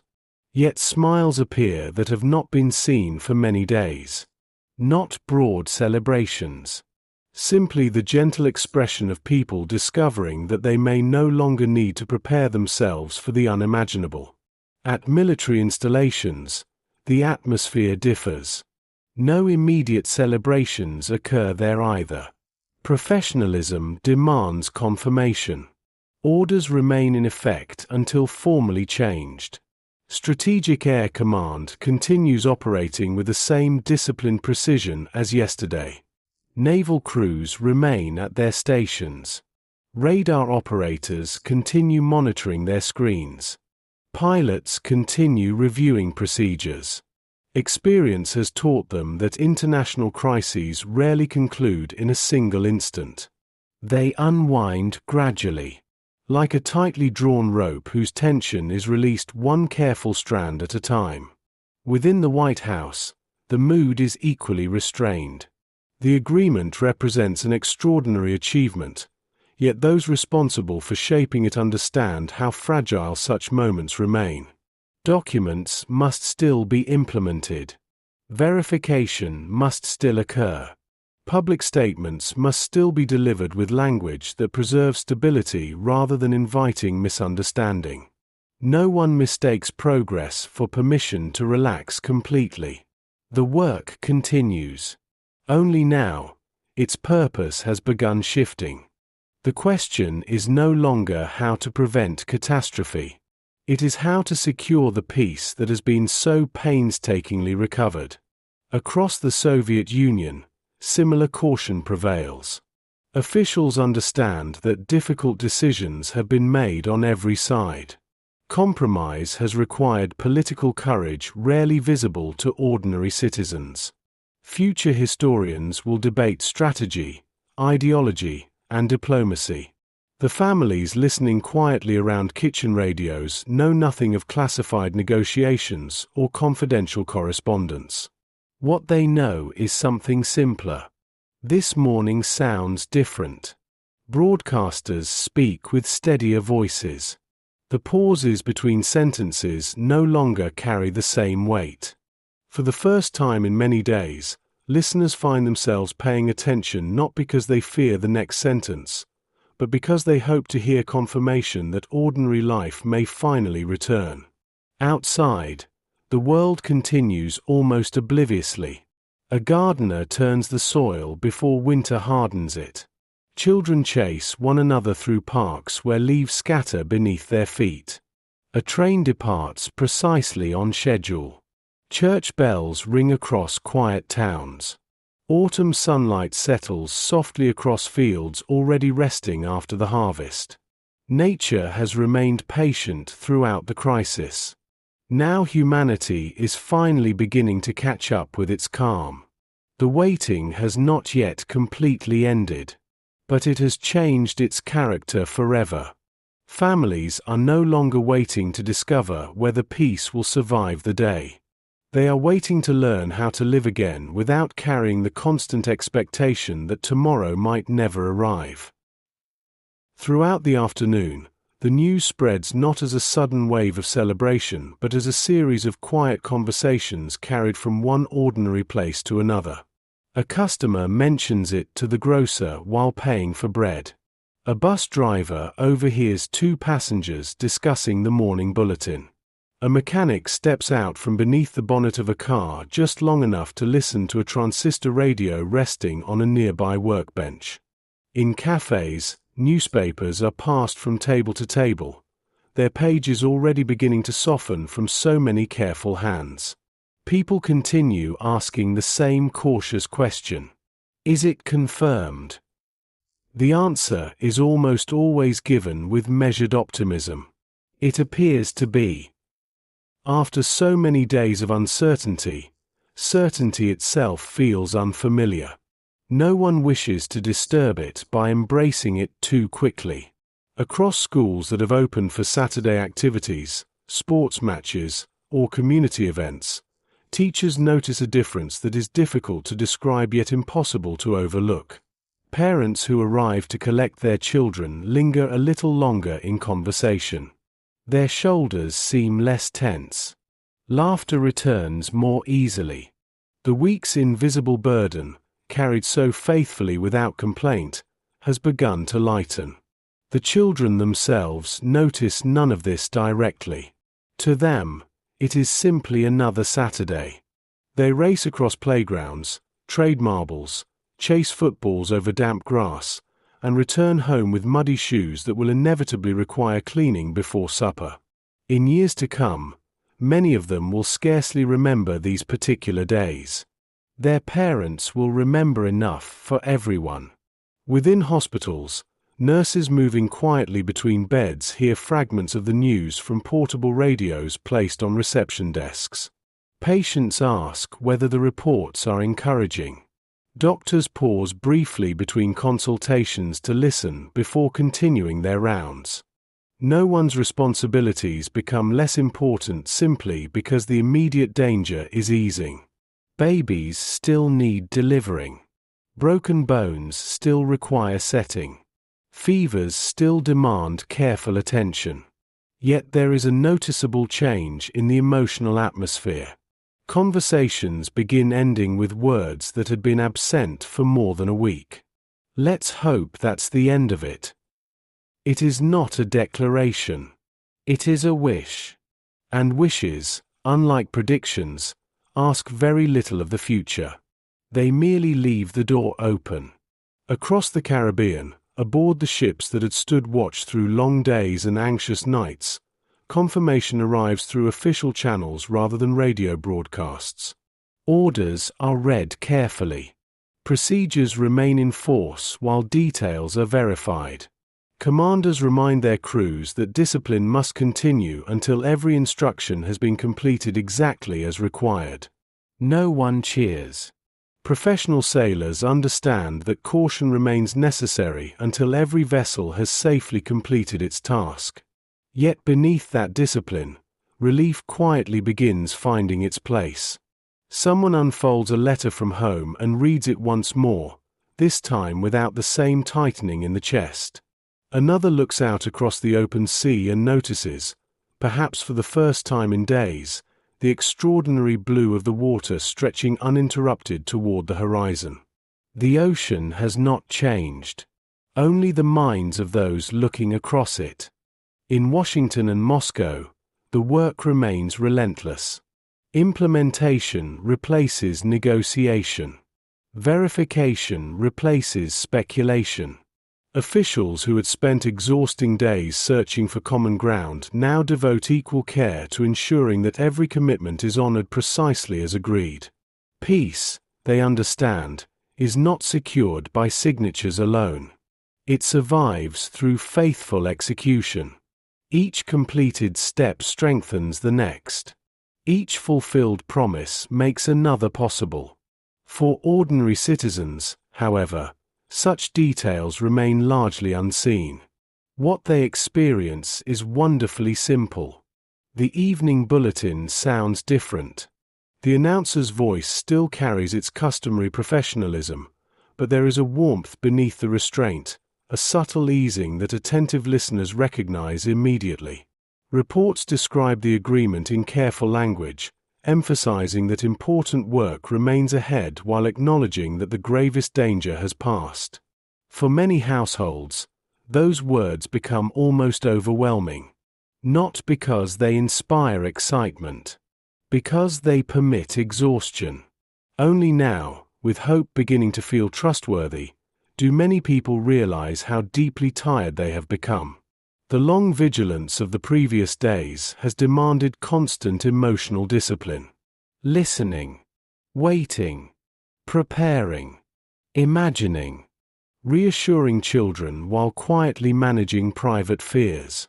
Now, sitting together beneath the gentle glow of evening lamps, they finally allow themselves to release a breath they scarcely knew they had been holding. The house feels different. Not larger. Not brighter. Simply lighter.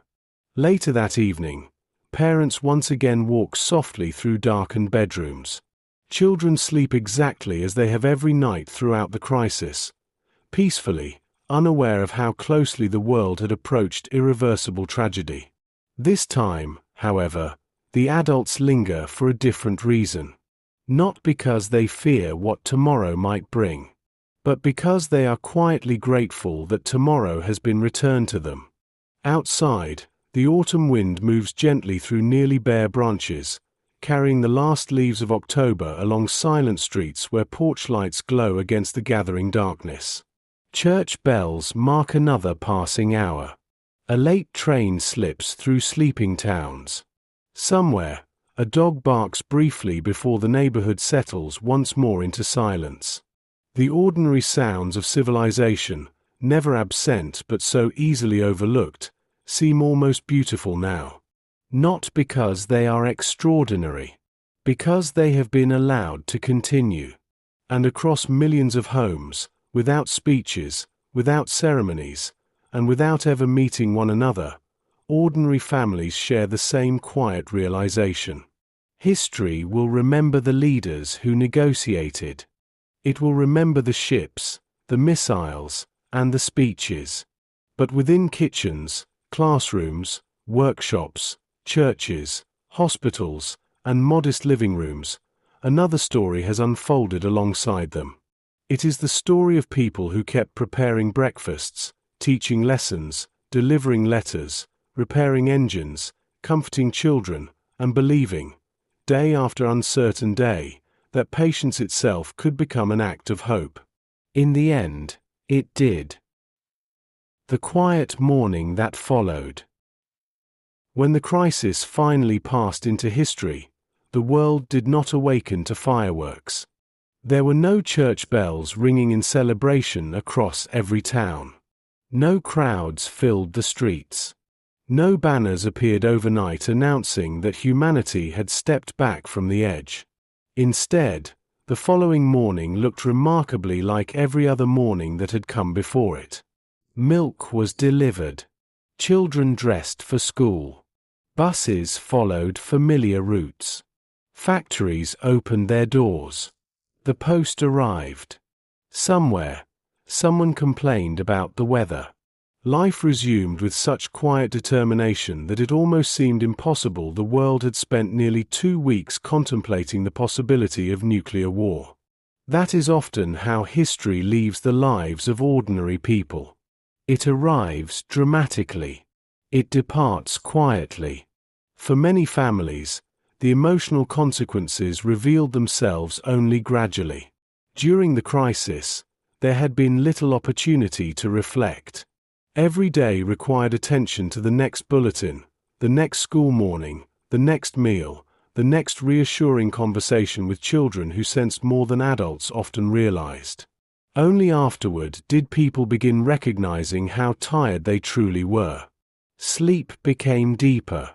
Conversations became lighter.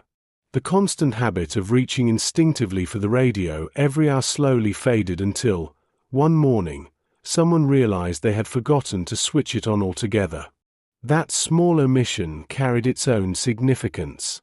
Normal life had begun reclaiming its place. Children, perhaps more than anyone, moved forward with astonishing speed. The names that had echoed through living rooms, Cuba, Moscow, Washington, gradually returned to becoming distant places on classroom maps. Playgrounds once again became occupied by footballs, skipping ropes, scraped knees, and imaginary adventures. The crisis would survive in their memories only as fragments borrowed from the adults around them. Many would not fully understand what had happened until decades later. Their parents remembered differently. Years afterward, countless men and women could still recall precisely where they had been when they first heard President Kennedy's address. They remembered the silence that followed the broadcast. The evenings spent waiting beside the radio. The careful way they had smiled at their children while privately wondering whether the future itself had become uncertain. Memory preserved not only the events. It preserved the emotions attached to them. A particular autumn smell. The ticking of a clock. Rain against the windows. The sound of an evening newsreader whose calm voice had become an unexpected companion through anxious days. Those ordinary details remained vivid long after political speeches had faded. The crisis also left quieter marks upon governments. Leaders on both sides had witnessed how easily misunderstanding could outrun intention.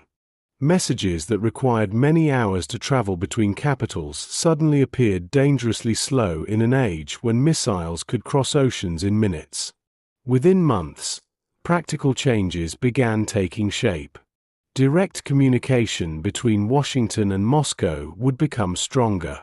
Diplomatic procedures would be reconsidered. New agreements would eventually emerge from lessons purchased at extraordinary emotional cost. None of these developments guaranteed permanent peace. History would continue presenting humanity with fresh conflicts, new fears, and difficult decisions. Yet something fundamental had changed. The Cuban Missile Crisis demonstrated that restraint could become as historically important as action. That careful listening could matter as much as decisive speaking. That patience, often dismissed as weakness, could instead become civilization's quiet strength. The families who lived through those October days rarely described themselves as courageous. Most would probably have rejected the suggestion entirely. They believed they had simply continued living. They had prepared breakfasts, gone to work, taught lessons, repaired machinery, delivered mail, comforted frightened children, waited beside radios, prayed quietly before sleep. In doing so, they revealed something profound about the nature of endurance. History often asks ordinary people to continue being ordinary while extraordinary events unfold around them. That task is far more difficult than it first appears. It requires faith that routines still matter, that kindness remains worthwhile, that tomorrow deserves preparation even when tomorrow cannot be guaranteed. Looking back now, with decades separating us from those autumn mornings, it is tempting to see the outcome as inevitable. It was not. The people living through those days possessed no knowledge of how the story would end. They inhabited uncertainty completely. Every peaceful sunrise was received without assurance that another would follow. Perhaps that is why their experience still speaks so quietly to us today. Our own lives are also filled with uncertainties we cannot resolve before breakfast. Questions about the future, about our families, about the world our children will inherit. Like those families in October 1962, we rarely possess complete information. We move forward anyway. We prepare meals. We answer letters. We care for those entrusted to us. We continue believing that patient effort remains worthwhile even when outcomes cannot yet be seen. The people who waited through the Cuban Missile Crisis remind us that history is not sustained solely by the individuals whose names fill textbooks. It is sustained equally by those whose names were never recorded. The mothers who kept reassuring voices at the dinner table. The fathers who quietly scraped frost from the car before another uncertain workday. The teachers who preserved calm classrooms. The nurses who cared for patients without allowing global fear to interrupt compassion. The railway workers, shopkeepers, bakers, mechanics, cleaners, and postal workers who ensured that society continued functioning one ordinary hour at a time. Their contribution cannot easily be measured. Yet without it, no diplomatic success would have possessed a civilization left to protect. And perhaps that is the quietest lesson these days leave behind. Peace is rarely experienced through dramatic moments. Most often, it is experienced through ordinary mornings. The sound of children preparing for school. The smell of bread warming in the kitchen. The familiar route to work. A newspaper whose headlines no longer tighten the chest. A radio playing music instead of urgent bulletins. Small things. Fragile things. Beautiful precisely because they are so easily overlooked. As October slowly surrendered to November, the leaves continued falling exactly as they always had. Winter arrived. Christmas followed. Families gathered around tables that had once held maps, newspapers, and anxious conversations. Children grew older. The world continued changing. Yet somewhere, preserved within memory, remained those quiet days when humanity discovered that patience, careful words, and ordinary endurance could carry it safely away from the edge. You've been part of echoes of war, where stories rise on quiet wings, and the past still circles above us, refusing to land.